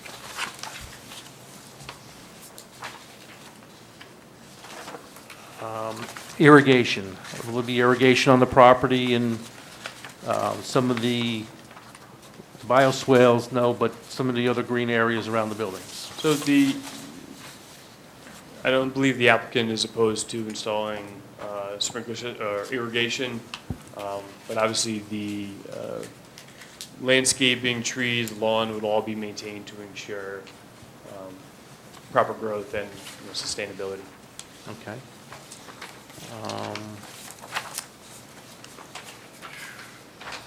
Will there be any other kind of anticipated deliveries on the property? We do anticipate circulation for the trash and any fire circulation, but any other kind of deliveries? No, we would not anticipate any large loading trucks or, moving vehicles, anything beyond a, FedEx or Amazon package that's coming in would be the largest vehicles beyond a fire truck that would be navigating through the site. Okay, and just, if you could, just one more time, the potential impacts that you think this development will have on the surrounding neighborhood? So, again, as we mentioned in testimony, the site is located set back from the adjoining neighborhoods. We're required to construct 2 roads that are not there now to provide access to the site. The design maintains a vegetated buffer between the proposed development and any of the adjoining properties, a minimum of 50 feet. And the proposed stormwater management design is constructed in a way to reduce the flows that leave this site towards Royce's Brook. So based off of all these findings, I don't believe this project has any negative impact on the surrounding community. Okay. Just one clarification for the board with regards to the stated 50-foot buffering from all adjoining properties. That will be with the exception of the proposed subdivision to the west, so it looks like that disturbance will come right up close to the subdivision line, just for point of clarification. And then with regards to the remaining technical comments in my letter, do you have any issues with complying with those technical items? No. We'll agree to comply with all your additional technical questions. Thank you very much. Thank you, Mr. Chairman. Most of my questions have been answered, just a couple of remaining. One's a housekeeping issue. The architectural plan shows a height of 32 feet 8 inches on the buildings. The zoning table on the site plan indicates a height of 34 feet. They both comply, but you need to tell us which one it is. So some of these buildings have steps in the foundation. So I believe the architectural plans show an even 32.5 feet per the plans. So to account for this foundation step and to make sure that we were more than adequately covered is why we put the 34 feet in there. Finalized documented plans that get submitted for final sign-off will be coordinated so that engineering and architectural plans match. Okay. You will be required to provide a cross-access easement to Lot 21.02 to accommodate whatever future Phase 2 there might be. The applicant agrees to do that? Correct. And you've designed it in such a way to accommodate so that a street could cross over wherever necessary? Yeah, again, the future developer of that phase would figure out the best way for them to provide access to the property. But right now, the intent was the access road in front of the community building could be extended to the left of the screen off the property to cross the open channel over to the adjoining 31.3 acre parcel. Okay. And you indicated you're going to continue to work with the Board of Education to work out a final bus route? Correct. All right.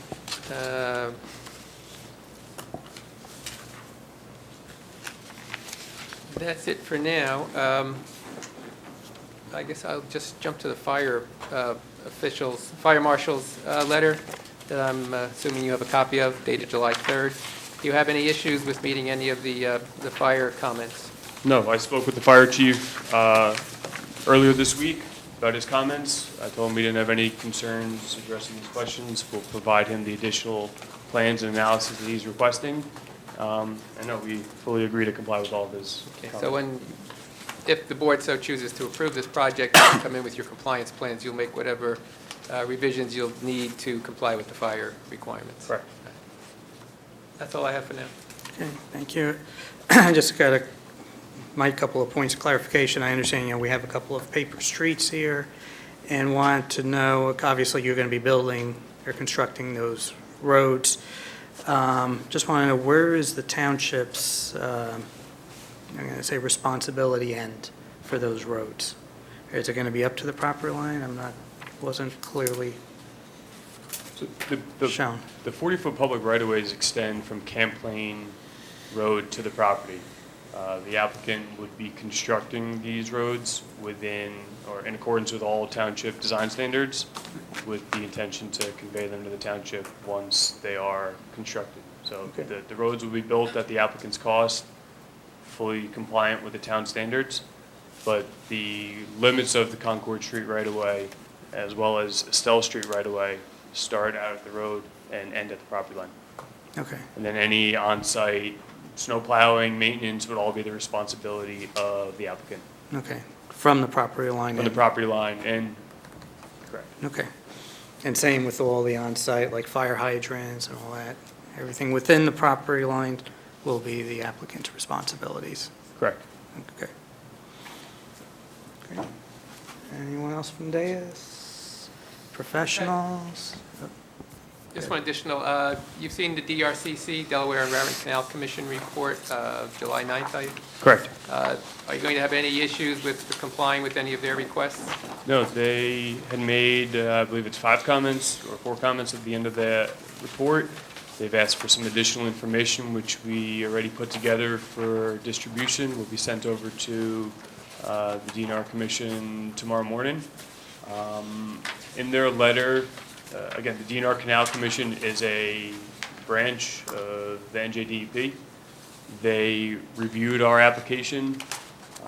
They reviewed mainly our proposed stormwater design, and they found that our design to be fully compliant with state's requirements, again, for groundwater recharge, water quality, and water quantity. Again, it's a fully compliant design.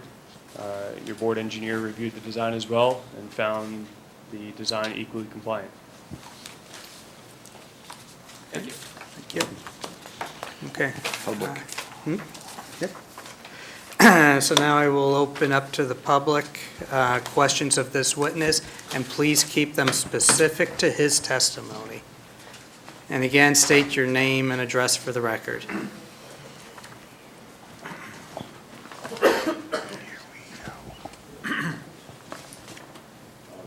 My name is Frank Banghart. I live at 2102 Roosevelt, Block 86, Lot 22.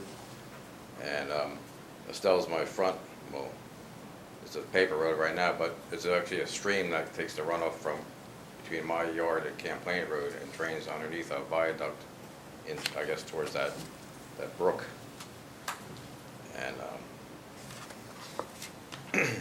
And Roosevelt also is the side property of mine. And then Lexington is the back property, which is a paper road also. So it would directly affect me, because I guess I'm surrounded, like a couple of years ago, there was a 55+ proposed, and they were gonna have a 100-foot buffer. And when I first bought the property 16 years ago, I was told by the town, it was 62 acres, 30 of it was, 30-something, like half of it was wetlands preserve, because that was what I was told when I bought the property. And then there was 30 acres usable, highlands. But it sounds like they want to change it all to highlands, I guess? No, that's not true. If, on the plan, if you're looking at it up here, if you can see that green line that runs left to right, it curls up around where we're showing the clearing limit, that's a conservation easement. That is, nothing south of that line towards the brook will be disturbed. But like, how close is it to my property line? I don't know where your property line is. It's at the end of Roosevelt. As a matter of fact, I guess years ago, from what I read, was Hillsborough had put a road without the owner's property or consent. So he gave the original owner of my property 20 feet further to block it and 20 feet into Roosevelt to block it. So nobody's, contacted me about anything, or there's no sewers right now, there's no water. We just have electric and a well and a septic, so it would totally impact my property. I mean, I don't have a map. I only got letters a couple weeks ago.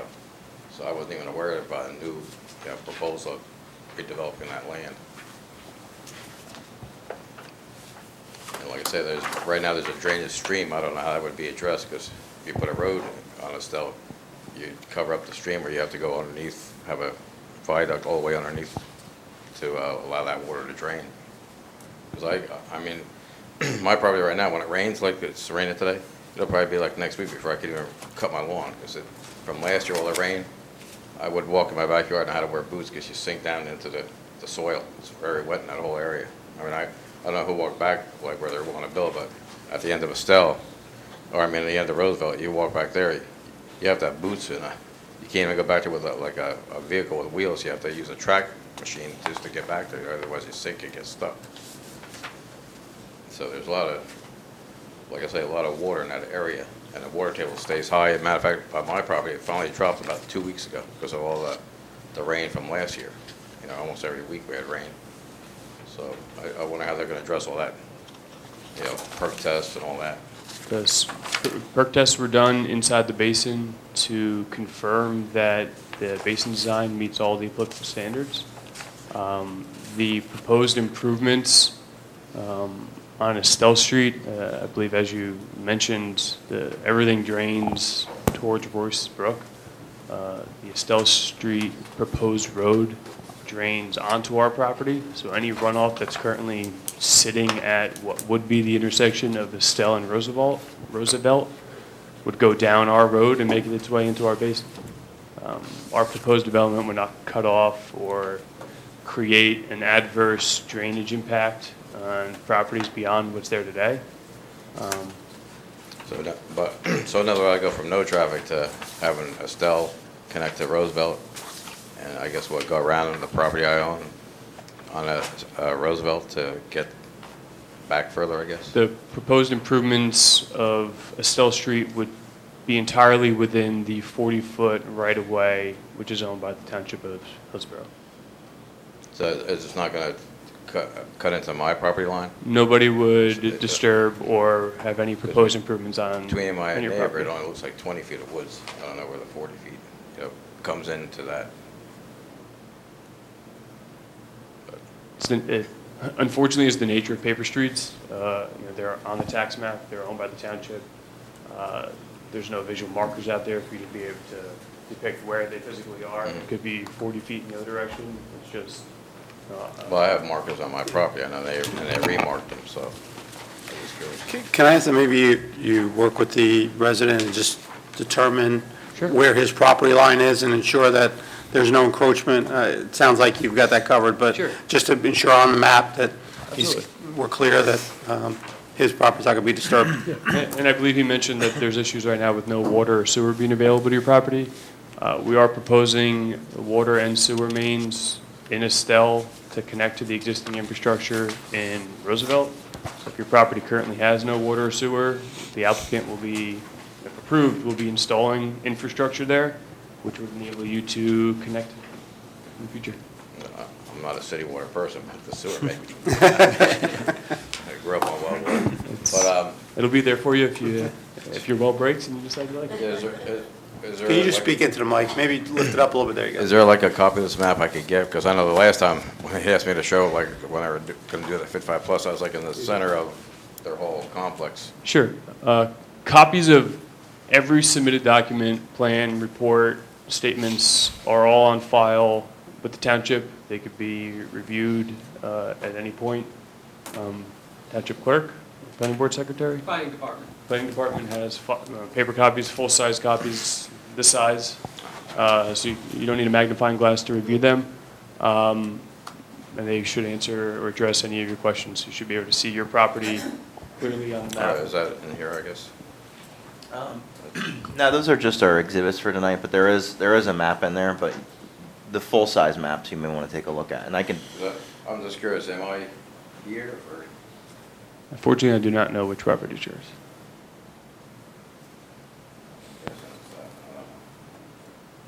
What angle? This way? Looking at That would, north is this way. So like that. Campaign's up here. Correct. On the last house. Your lot 22, I would think that that would be you. All right.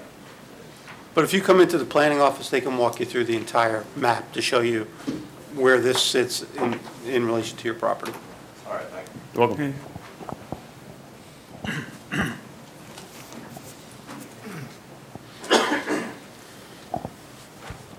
One last question. Name and address again for the record. I hope. Okay, I was trying to do the math when name I and saw address, please. the slide Ma'am. on. Ma'am, name and address for the record. Name and address again for the I record. was trying to do the math. No, can you just put your name and address on the record again, please? Just state your name. Oh, sorry, Veronica Yendris, 406 Washington, Manville. Thank you. Okay, sorry. Okay, so we have 20% of the people residing here paying somewhere around $400 a month in these one-bedroom apartments. And then there's other higher income people. Now, the thing is, doing all this math and RPM paying the taxes, somehow it doesn't seem to be any kind of a money-making business. Ma'am, I'm going to stop you. If you have a question for this witness, the engineering, you can ask it now. This is all we're doing right now. It's his testimony you can ask a question on. That's all we're taking questions on right now. Well, my question is this a different tax? It has nothing to do with He is not the tax expert, he's the engineer. Pardon me? He's the engineer, so his testimony, you So can, whomever can answer that. Is it going to be a different tax bracket for these apartments versus the regular population of Hillsborough? Because there's going to be a lot of children, I would assume. Somebody has to pay for that, for the school, pay for teachers. That would be a question for the tax assessor. For who? For the tax assessor, the township tax assessor could walk you through that process. That's irrelevant for this. Okay, but. For this application. But I'm sure it was thought of when this was all put together. Well, the applicant, I'm sure, went through the Okay, financial. so you don't want to answer the question. I'll take that as you don't want to answer. no, I'll take it that you don't want to listen to what we're doing here tonight. That's how we'll take it.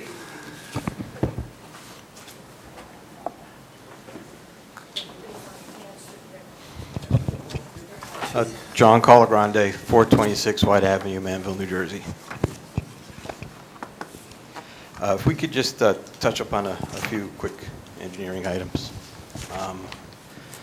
We talked briefly about how the internal streets are going to be owned and maintained by the applicant. And we talked about the fire department issuing a letter after reviewing it. Can you just confirm for the record that all the turning radiuses inside the development will sustain the largest piece of fire equipment that the town would need to get in there to combat the fire on one of those residences? Correct. Okay. And again, I know this is jumping a little ahead here. Does this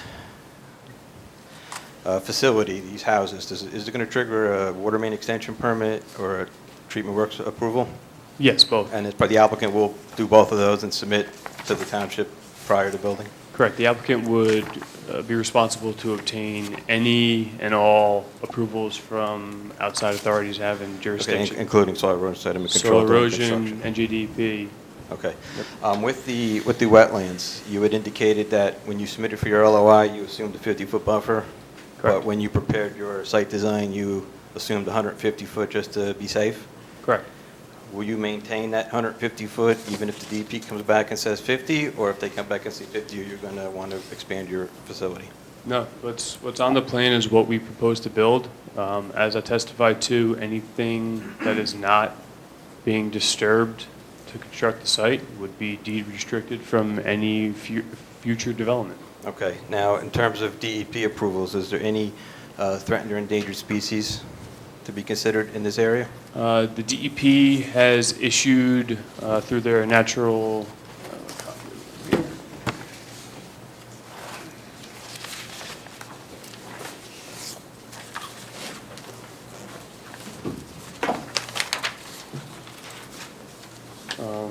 they have issued through the Natural Heritage Program, excuse me, let me just find my notes.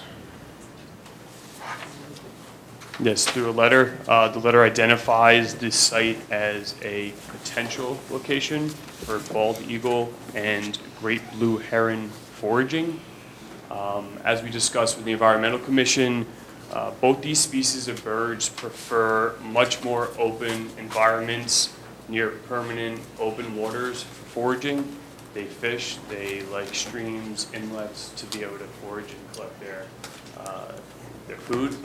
This site is not suitable, doesn't meet the requirements for a foraging habitat for either of those species.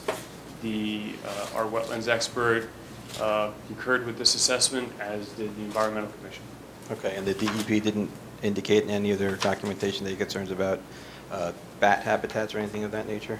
The DEP did not, in that National Heritage letter, it identified within a mile of the site, not on the subject site, but within a mile, the northern Myotis bat, which again, bats are typical in this section of New Jersey, and the restrictions that DEP would place on the project, it would limit your window for tree clearing to a time where the bats are dormant or hibernating, so which is typically during the fall and winter months. So there would be a restriction imposed as part of the wetlands application that is pending at the DEP. DEP would confirm these 50 or 150-foot buffers, and they would apply certain restrictions regarding the development. Okay, one last question. Regarding the landscaping, again, this may be for the town officials, but does the town require a warranty or a bond in place for a certain period of time to ensure that nothing dies off and doesn't get replaced? Yes, there is a township ordinance that requires sureties in place to make sure that the landscaping does not die, is efficiently maintained. Thank you. You're welcome.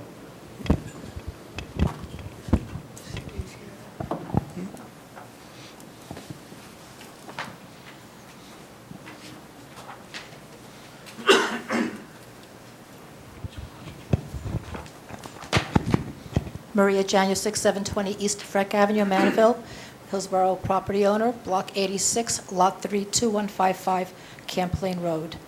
I'm sorry, your name is Mr. Shelley? Correct. You had sent a certified letter that was identified as legal notification. And that was, what was that notification about?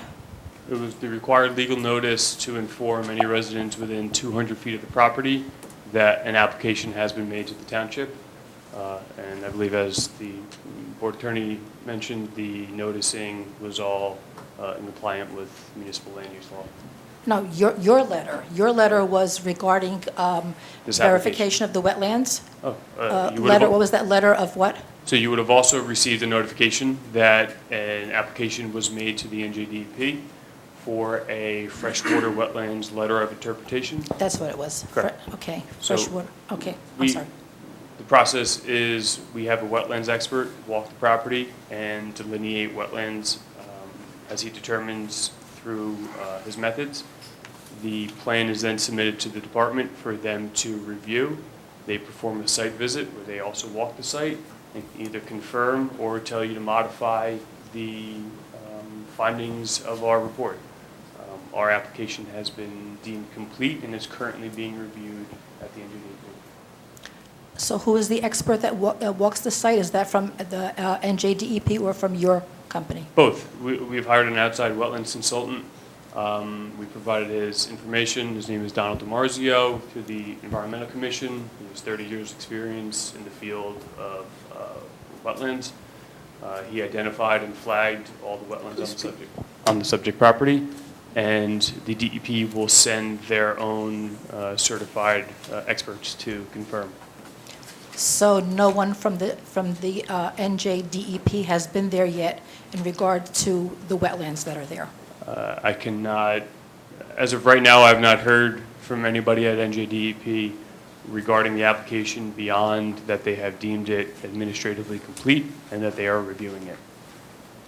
What does that mean, administratively complete? It means that we've submitted a complete application, that all the documents that are required to be submitted, all the notices that are required to be sent out are all compliant with their regulations. Okay, but no one has, as far as you know, no one has gone out there to look at the wetlands there, and you have not gotten any kind of letter or requirements of the NJDEP regarding the wetlands on the site? Correct. As of a week and a half ago, 2 weeks ago, before the Environmental Commission meeting, I spoke with the reviewer at the department, and at that time, he had not been out to visit the site yet, and since that time, I've not heard any further correspondence with them. And what division of the Two people from the Environmental NJDEP? Commission also walked the site as well. Correct. 2 people. Excuse me, I'm sorry, what? 2 people from the Hillsborough Environmental Commission also walked the site just to get a feel for what they submitted to DEP as well. Two individuals from Hillsborough's Environmental Commission. Who are those individuals? They were, hold on a second. I think it's in the letter. Yeah, Mike Foley and Steve, forget his last name. Mastropolito? Could be. I'm sorry, what is it? Stephen Mastropolito. That's right. Okay, and who's the other one? Mike Foley? Mike Foley? So you have created this design, all the engineering work that you have done before you have gotten any kind of documentation or any kind of approvals or anything directly from the NJDEP regarding the freshwater wetlands that are on the site. So how can you design things when you don't know yet what is going to be permitted or not based on the wetlands that are there? So the wetlands were delineated by a wetlands expert. We hired him as an outside consultant. We designed in accordance with his findings on the site. If the department determines that the wetlands are substantially different from what is approved on these, or what is shown on these plans, and we're forced to redesign the site around these wetlands or other constraints, we would be forced to submit or redesign our plans accordingly and resubmit back to the board and do this whole process again as an amended approval if we cannot build what we are asking for approval for tonight. So wetlands, besides just the wetlands, how much of land beyond, a little bit beyond what is wet, how much of that is protected? Because I have a copy. I was provided several years ago with a copy of a resolution for Sherman Brothers. This was a preliminary major subdivision. I had received this via a Open Public Records Act request to Mr. David Coyce, who at the time was the assistant planner and the zoning officer. And this says here that it was certified to be a true copy of a resolution adopted by the Planning Board of Hillsborough Township at a public meeting held on September 6, 1990. And this resolution, which had been received September 6, 1990 by Hillsborough's Planning Department, says the applicant Sherman Brothers had applied for approval of a preliminary major subdivision for property located on Camp Road and further described as lots 1, 4, and 21. So at that time, lots 1 and 4 had frontage on Camp Road, which provided access to Block 86, Lot 21 in the back, which right now there is no access on an improved road. And in connection with this, regarding the wetlands, it says that the Royce Brook wetlands shall be protected by a buffer established by the stream encroachment line in order to prevent any long-term adverse impacts to wildlife in general and the wood turtle in particular, and to provide further protection, the following restrictions shall apply. Existing vegetation in the proposed buffer zone should not be disturbed unless it's absolutely necessary. Absolutely no de-icing chemical should be used during the winter to control snow and ice. On the access roads and driveways, only sand and mechanical scraping techniques should be used. Salt buildup in the soil and water over a long period of time may cause adverse impacts to resident fish and amphibian populations on the study area. It should be noted that chemicals, fertilizers, insecticides should not be used near the existing marshy marshy wetlands and stream corridor. Chemicals entering the wetlands may have long-term adverse impacts on the wetlands and the wildlife that lives there, especially insects and amphibians. Prior to any site clearing or construction, the edge of the proposed buffers and detention basin must be protected by snow fence so that no more native vegetation is disturbed than is absolutely necessary. Under no circumstances are the wetland buffers, wildlife corridor to be disturbed or altered in any way. Absolutely no wood cutting of live or dead trees should be allowed. The natural vegetation is important for wildlife. Many species of birds use dead trees as well.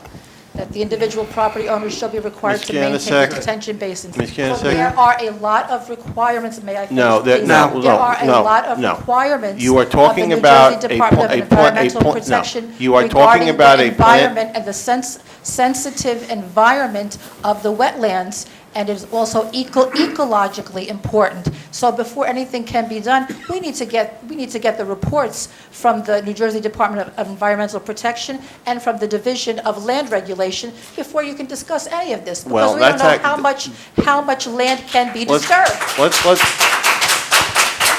Let's go back to two things. First of all, you're reading from a planning board application approval over 25 years ago, which no longer applies to the situation at hand. Could I? What the wetlands are Can I- now may- known may I- to be may a I- protect. Ms. Janusik? Go ahead, you finish, then I'll say, go ahead. Thank you. The approval granted, if so granted by this board, whether it's tonight or at a subsequent meeting, have a number of conditions to them. One of which is that they are compliant with and meet all the requirements of the New Jersey State Department of Environmental Protection as to wetlands and related items. The applicant cannot build the project until they have met all the requirements of the New Jersey State Department of Environmental Protection, as well as review by the board engineer, by the township where applicable, and related items. So the fact that they are before us tonight does not mean that even if the board were to approve this application, whether it's tonight or at a future meeting, and a resolution memorialize it, they will not be able to go out and start clearing trees and digging until they have gotten the approval as to the wetlands and related items from the State Department of Environmental Protection and all related agencies. So putting it or not putting it in a resolution, or having a resolution that's now more than 25 years old, which doesn't apply anymore because actually the applicant has been in at least one subsequent to that 1990 approval in 2007 before the zoning board, is that they still have to meet the requirements, whatever the state determines those requirements to be.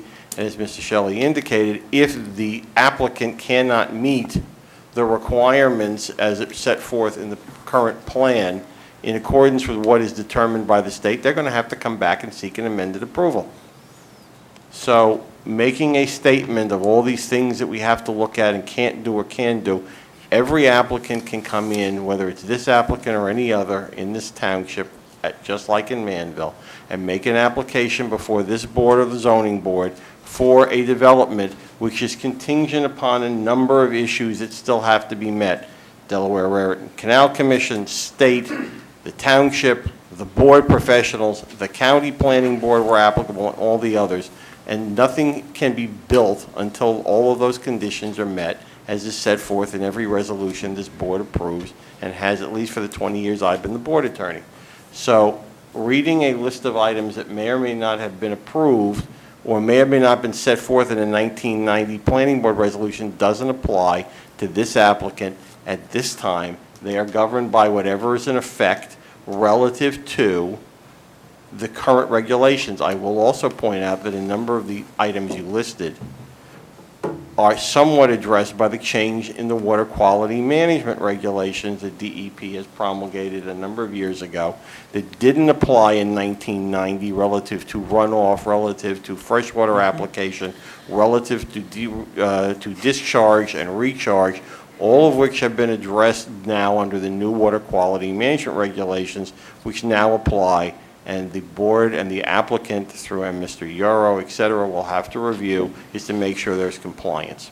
So feel free to ask any questions, but while you're busily reading from a 29-year-old planning board approval, be aware of the fact the rules are significantly different in 2019 than they were in 1990. When was the Freshwater Wetlands Act implemented, adopted? 2000, no?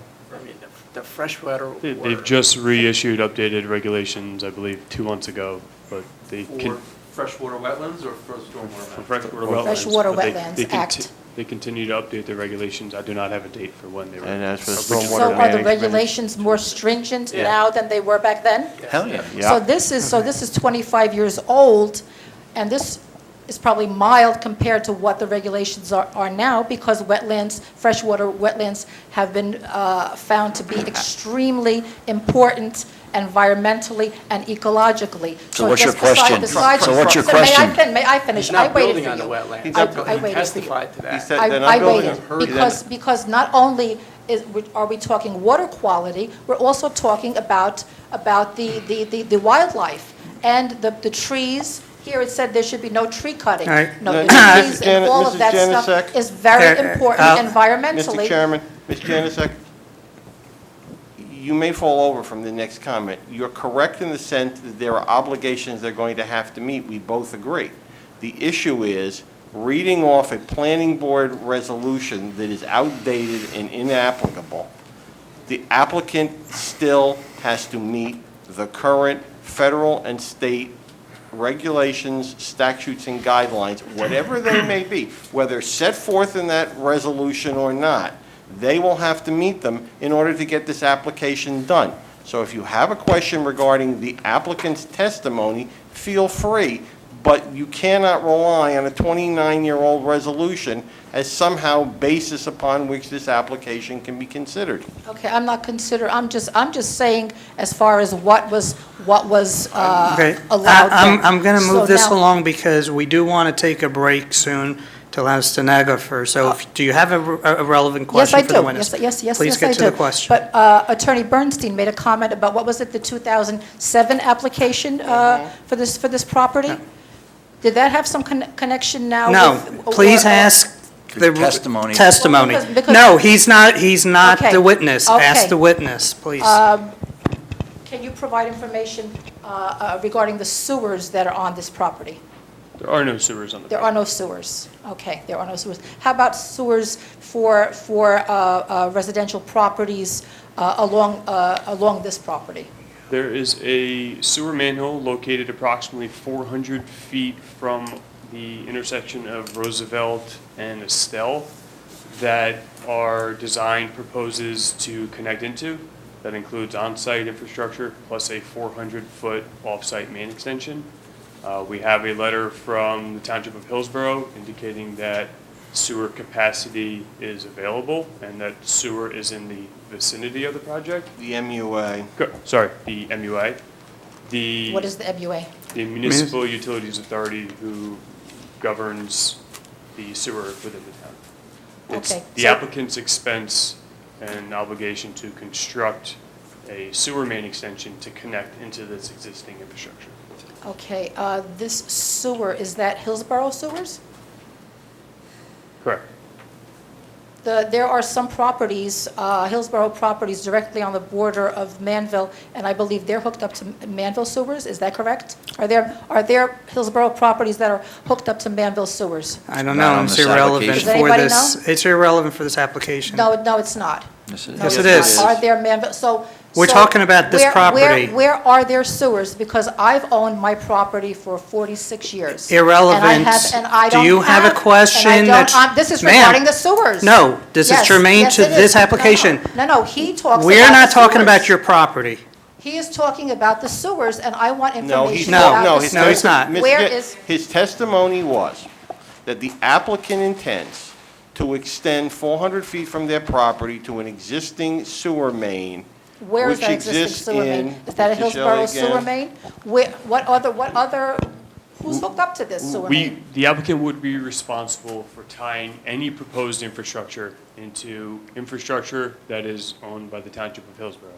MUA. MUA. Thank I you. apologize. I'll get it right the third time. No. If it's determined that the proposed design of sewer infrastructure on the plan does not comply with the MUA's regulations, it would have to be redesigned accordingly. As for what goes on outside of this property in terms of sewer hookup, irrelevant to the application before this board. Well, how old is that sewer hookup? If you have any questions regarding Hillsborough MUA's sewer system, I suggest that you reach out to them directly. The sewer system is important because that was Okay. part of the area Okay. in need of rehabilitation, that the sewer system is old, that the structures are dilapidated and need to be rehabilitated. So that's all part of this application. How many you could ask structures- them how about many the sewers structures have to on be- the property. How many On the structures have property. to be removed off of Block 86, Lot 21? How many structures? There are no, Yeah. How many old structures need to be removed or repaired or updated or rehabilitated? What kind of structures are you referencing? Buildings. Buildings could be commercial, could be residential, could be industrial. What needs to be removed or rehabilitated or Ms. updated? Don't On Block answer- 86, Lot 21. Mr. Shelley, don't answer the question. Ms. Janusik, I'm going to say it again for the last time. I'm going gonna to say, this is again for an the- area No, in need of that's rehabilitation. Thank you. This For was the- for the la- for the designated la- for the la- by for the the la- Hillsborough for the Township last time. governing body, that this Ms. is an area Janusik, in need of rehabilitation. Ms. Janusik, Where are the I old know- sewers? I Where are know the how- I know structures? how much you enjoy I know. Yes. filling the record with whatever. This body is different from the Township Committee. We are required to keep a record in order potential issues regarding the application and any future questions regarding same. The issue of an area in need of rehabilitation or an area in need of redevelopment is not within the purview of the planning board to designate. It has been designated, it has been approved, it is in accordance with the law, and if you are not satisfied with that designation, there are options available to you, but this application is not one of them. This application is an area in need No, of rehabilitation. no. This application is a development in an already designated area in need of redevelopment. The area in need of redevelopment or the area in need of rehabilitation has already been determined. This is not an issue before this board. A week and a half ago, I was at the planning department, and I spoke with Mr. David Maskey, and I asked for a copy of the approval given by the Commissioner of the Department of Community Affairs, stating that the area in need of a rehabilitation designation was approved, and Mr. Maskey said, we didn't get any response, so it's assumed that it It's is not approved. assumed, it's not required. It's The not re- department, the Commissioner of the Department of Community Affairs is not required to approve it. Where is the record that an application was submitted, because there's got to be something. You You can't can just say, well, submit an we OPRA sent to it the clerk's and nobody office and answered. request it. Ms. Jaczak, I'm going to cut you off now, because we're talking about this witness. We got a lot of people to get through. You have a question for this witness, ask him or go sit down. Because this is Done. an area in need of rehabilitation. It's already been We're determined. talking about And I'm not going to sewers, deal with this we're talking anymore. about You buildings. deal with it, you do this every time. This witness or sit down. Are we clear? I hear what you're saying. Okay, then ask him a question. But you're right. doing a little flim-flam here is what's going on. All right, we're taking a 5-minute recess right now, And I will come back. if you're recognized. That's good, okay, we're reconvened. So, Mr. Councilor. Chairman, the Before applicant... Mr. Ogrodnik speaks, Mr. Julian, Mr. Chairman, asked to be excused for the remainder of the meeting. I would anticipate that this board application will go on beyond this evening. He will be allowed pursuant to law to review the remaining time frame and submit a certification. But for the purpose of the record, he is excused. We still have a quorum. Okay, thank you. So we would just like to make a request, Mr. Chairman, to introduce Art Bernard as our planner to get our planning testimony on. He has a conflict at the next hearing date. And of course, we'll make our engineer available to answer any additional public questions. So we'll reintroduce him as a witness perhaps at the beginning of next hearing. But I just wanted to clean up the one variance and get the planning testimony on tonight, if that's No, okay. that's reasonable, yes, please. Okay. Mr. Bernard? So for the purpose of the record, ladies and gentlemen, Mr. Shelley will be back at the next hearing and will answer any additional questions you have regarding his testimony. For the purpose of the record, I didn't finish my questions. Well, We're going to reintroduce our engineer, and you could ask additional questions at that time. Mr. Bernard, can you... Swearing testimony you give tonight is the truth, the whole truth, nothing but the truth. Yes. Can you state spelling name? My name's Art Bernard. Last name is spelled B-E-R-N-A-R-D. Can you talk up just a little, Mr. Bernard? I know, Mr. Bernard, and you've appeared as an expert in the area of planning before this board, haven't you, sir? Several times, yes. Okay. And can you just give a brief description of your educational and professional experience? Sure. I'm the managing member of my own firm. I have a master's in city and regional planning from Rutgers University. I'm a licensed professional planner with over 40 years of experience in land use planning and affordable housing. For 8.5 years, I served the Council on Affordable Housing, leaving as its executive director in 1994. And since leaving the Council on Affordable Housing, I've represented 27 municipalities in various capacities, represented private sector clients before local boards all over the state, represented my public and private sector clients as an expert witness in most of the state's vicinages, qualified as an expert witness in those court cases, and served the Superior Court as a special master in 7 municipalities. I guess most recently in court, I testified as an expert witness in the Mercer County and Middlesex County fair share trials. So I'd ask that Okay. he be accepted as an expert in professional planning. Okay, and your certification is in New Jersey, correct? Yes. Because you just said you're a certified planner now. Yes. So just want to make sure. Prior for to the record. testifying tonight, could you just identify the documents that you reviewed in preparation for the hearing? I reviewed the Sherman redevelopment plan, the applicant's plan for the property, your professionals' reports, the municipal land use law, and I performed a site visit of the property. If I may, the property has been described to you in the development application. What the applicant plans to do with the property has been described in detail, and I don't need to go through that again. I want to emphasize that this is, all of the housing here, 100% of the units are going to be affordable units, and that makes this proposal what the courts have called an inherently beneficial use, which isn't as relevant as it might be if we needed a use variance. We do not need a variance. This complies with the zoning represented by the redevelopment plan. In terms of relief, we need what I would call 2 minor areas of relief. One is doesn't even rise to a variance. It's a waiver from your tree replacement ordinance, and the variance involves taking down 34% of the trees on the site where the ordinance allows 20%. Now, your ordinance actually has a standard for the waiver, and I believe we would all agree that the applicant actually qualifies for that waiver. The ordinance limits the cost of tree replacement to 1.5% of the total site improvements. The applicant has estimated its site improvements to be $16 million. The applicant has agreed to actually more than 1.5% to tree replacement of $250,000. And of that $250,000, he would meet it by planting 153 replacement trees on site that would be at least 3 inches in caliber, and the estimated cost of each tree is $325. So the 153 trees have an estimated value of a shade less than $50,000, and the applicant will make up the rest of it by making a contribution, and I guess unfortunately, sir, it is to the tree mitigation fund? It was short-lived, but thank you. Now, in terms of the tree removal variance, the municipal land use law provides for variance relief when the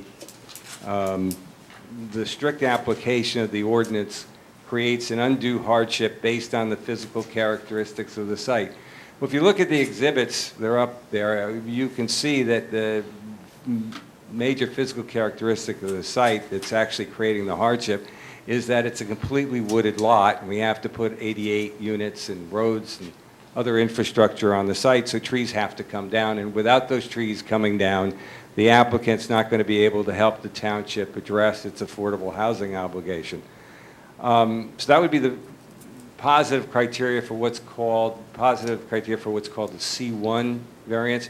But I can also justify it based on what's called the C2 criteria, where boards can approve relief when a proposal advances the purposes of the municipal land use law and the benefits of the proposal substantially outweigh the detriments.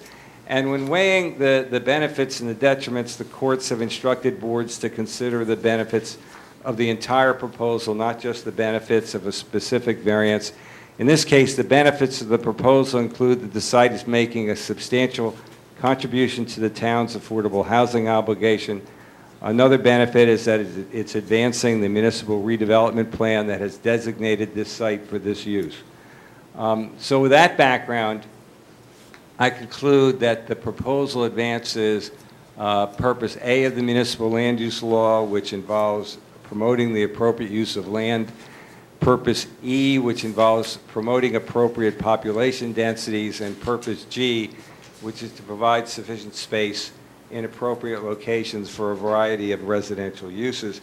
And when you read those three purposes from front to back in the municipal land use law, you come away with two thoughts. One is we're supposed to be promoting the appropriate use of land, and there's supposed to be some public benefit. I think it's clearly an appropriate use of land because it's permitted use. The public benefits because, first, the applicant is still making a substantial contribution towards tree replacement, and two, there's a public benefit through the production of affordable housing. So that would be the proofs for the variance, the positive criteria. And I also have to make the negative proofs for the negative criteria as well. And I find that there's no substantial detriment to the public good. The applicant is providing a minimum wooded buffer of 50 feet surrounding the proposed improvements despite the tree removal, and he's making a substantial contribution toward the tree replacement. The public also benefits from the affordable housing, which I'll emphasize again is an inherently beneficial use, and the public also benefits because, and this neighborhood actually benefits, because this 100% affordable housing community is a very efficient use of land that generates less impact on traffic, utilities, and services than a standard inclusionary development. In other words, if this was not going to receive tax credits, and we're assuming it's for tonight that it would receive tax credits, these 88 or 87 affordable units would normally be subsidized by 4 market units. So instead of 88 units, we'd be talking about like 440 units in the township. So this is a very efficient use of land for the community. I find no detriment to the township zone plan because the use is a permitted use. The relief we're asking for, I think, in the big scheme of things is relatively minor, and it's kind of fine-tuning the ordinance as opposed to a wholesale change. And the use helps the township address its affordable housing obligation, which always strengthens the township zone plan. So, to summarize, I find that the applicant qualifies for the tree replacement waiver. I find that the relief from the tree removal ordinance is justified based on the C1 criteria and also based on the C2 criteria, and I think the benefits of the affordable housing proposal substantially outweigh any detriments with providing relief from the tree removal ordinance. I find no substantial negative impact to the public good or to the zone plan, and I would urge the board to grant the relief. And I thank you for letting me go out of turn. Thank you, Mr. Bernard. Just one loose end regarding the design waiver from section 18857 for the minimum lighting levels. Could you just address and I guess reiterate the engineer's testimony that we obviously don't intend to illuminate the forested area, which is proposed to remain as open space? Well, my understanding of it was that was the purpose of the waiver, is that so that we're not providing more illumination than we need to in areas that are never going to be developed, that are going to remain as open space, yes. Thank you, Mr. Bernard. Any questions from the dais? Open up to our professionals. Okay. Anyone from the audience? Excuse me? I'm just going to give everyone else a chance to come up. Anyone else? Good. Okay.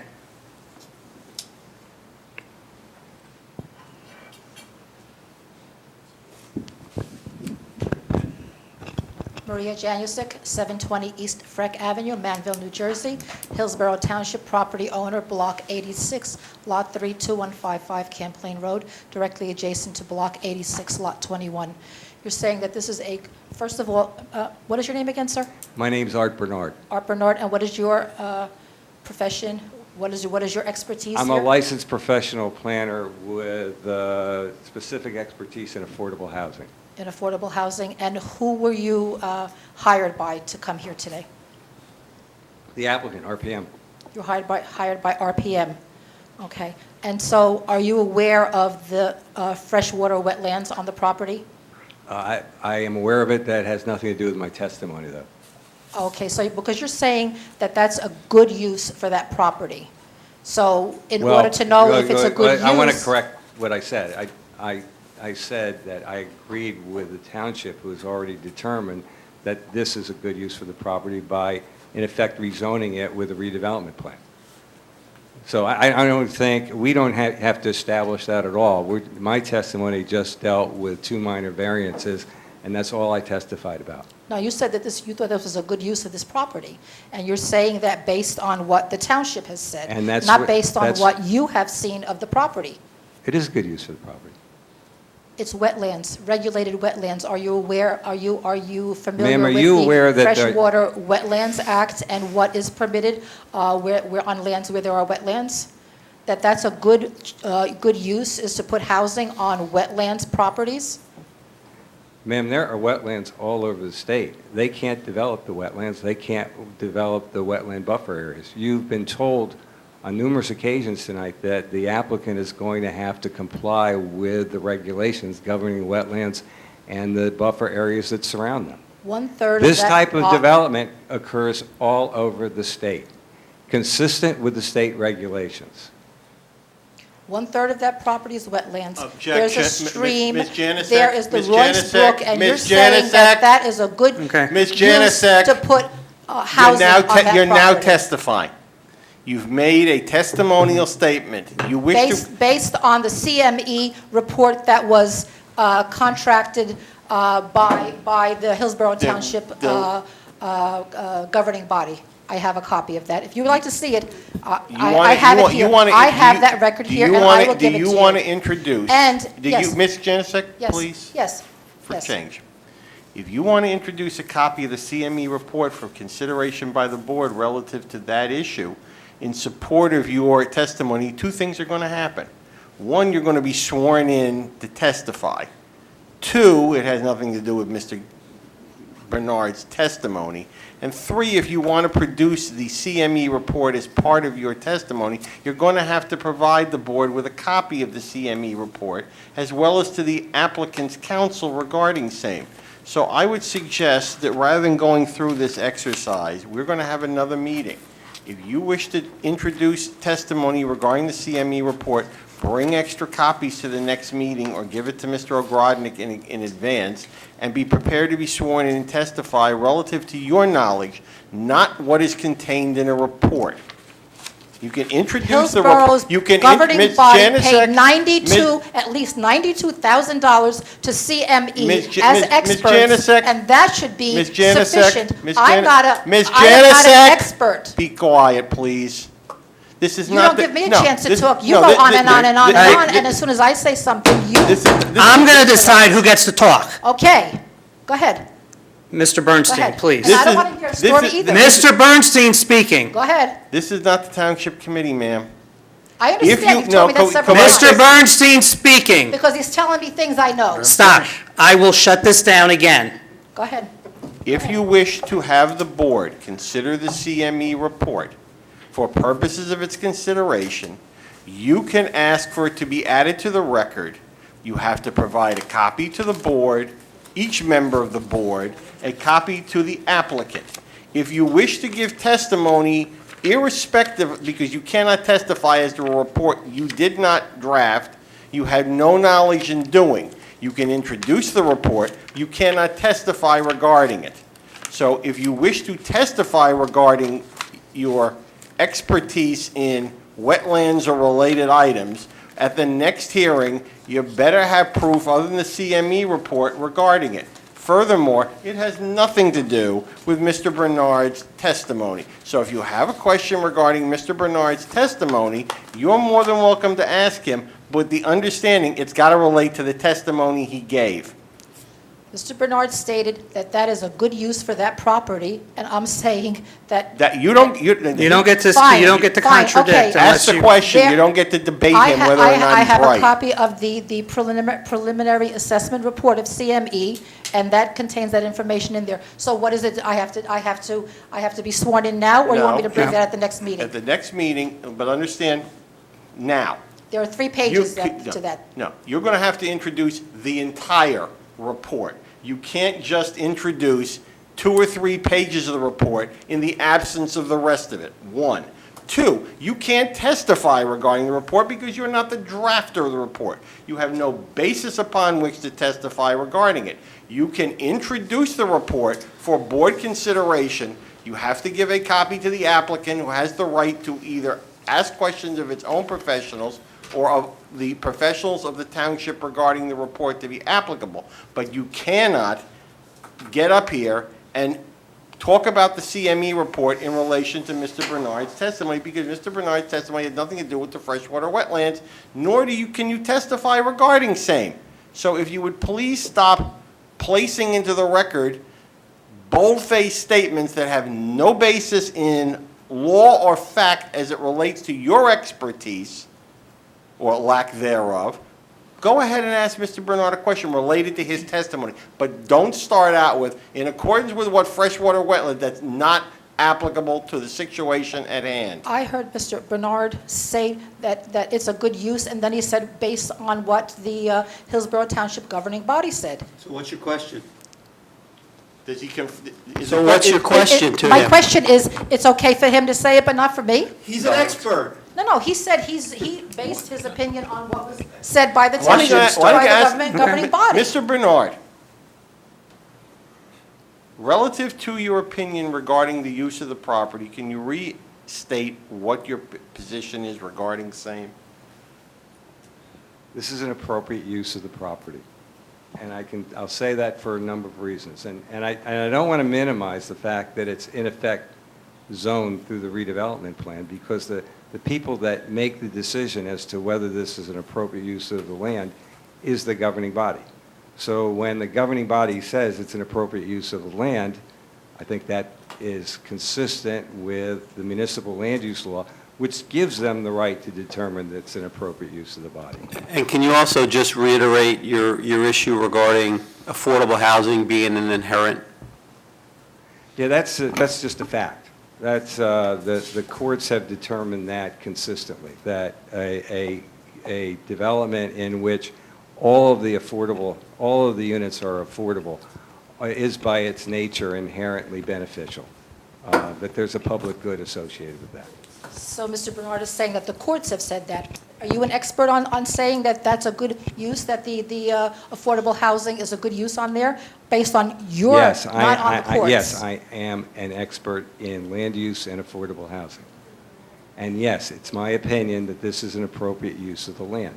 Part of the reason I'm saying that, and only part of it, is because the municipality, which has the power to determine if what should go on the property, has made that determination. I'm not even going to go there. The site can be developed, we believe, consistent with the state regulations. It has access to public sewer, and the engineer has gone through that. It has access to public water, and the engineer has gone through that.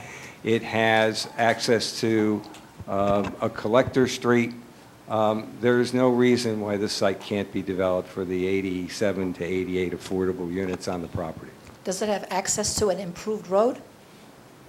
We're improving the street right into the site, yeah. Is that normally what happens if someone's got land, property that has no access to an improved road, that the township will accommodate them and build a road?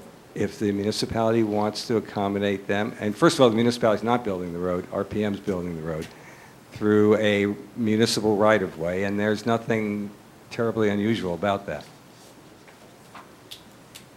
And there's nothing unusual about sites that have wetlands on them being developed, and there's nothing unusual about a planning board granting approval subject to an outside agency approval, such as DEP.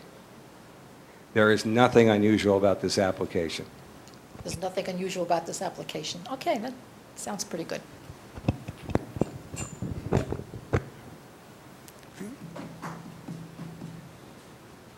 Anyone else? Thank you, Mr. Bernard. Thank you. Thank you. Motion to adjourn. We do have our traffic engineer if we want to just return to engineering and architecture at the next hearing. I wasn't planning on introducing him as a witness, but I did want to make him available tonight if there's any traffic questions. And I'm not going to introduce him unless the board so has questions. I think at the next meeting, Mr. Ogrodnik, the intent is to bring your engineer back to complete any questions of the public as well as any additional testimony. If you then wish to introduce your traffic expert at that point, that's your call as relates to the application, and then the public will have its last say, and the board will make its determination, assuming it's within the time frame. I believe, Mr. Chairman, that this matter can be continued until July 25th, which is the next board meeting scheduled. It would require a motion to continue this application to July 25th without further notice. And what I mean by that, ladies and gentlemen, this is not uncommon for applications, whether it's this one or any other. You will not receive another letter from the applicant telling you about the hearing on the 25th. Your being here and being aware of it is the notice required under the municipal land use law by the board for the purposes of the continuation of the hearing. Mr. Chairman, may I suggest that while we still have some time and the engineer is still here, maybe we could just continue his questioning while we have people that may want questioning? Okay, but I'm going to put a time limit that we're not going to go past 10:30. But I did want to just make one statement, because there was a question raised before about taxes and whatnot. In the community impact statement that was submitted, it does discuss that there's going to be a separate process with the governing body of payment in lieu of taxes, otherwise known as a pilot and developers agreement, are expected, and that's going to specify the payment amounts, proportional dollars that would go to the townships, school system, and the county. And I believe that was already introduced at the last township committee. That was introduced Tuesday night, Mr. Chairman, by the township committee. All right, so if there's anyone that's interested in that, I would suggest attending the next township committee when they have their public hearing on that. Sorry, Mr. Mayor, but I think that would be the appropriate forum to continue that discussion. Mr. Shelley, I remind you, you're still under oath. Thank you. I think there are additional witnesses who have questions. All right, Ms. so Janicek. this is open for questions.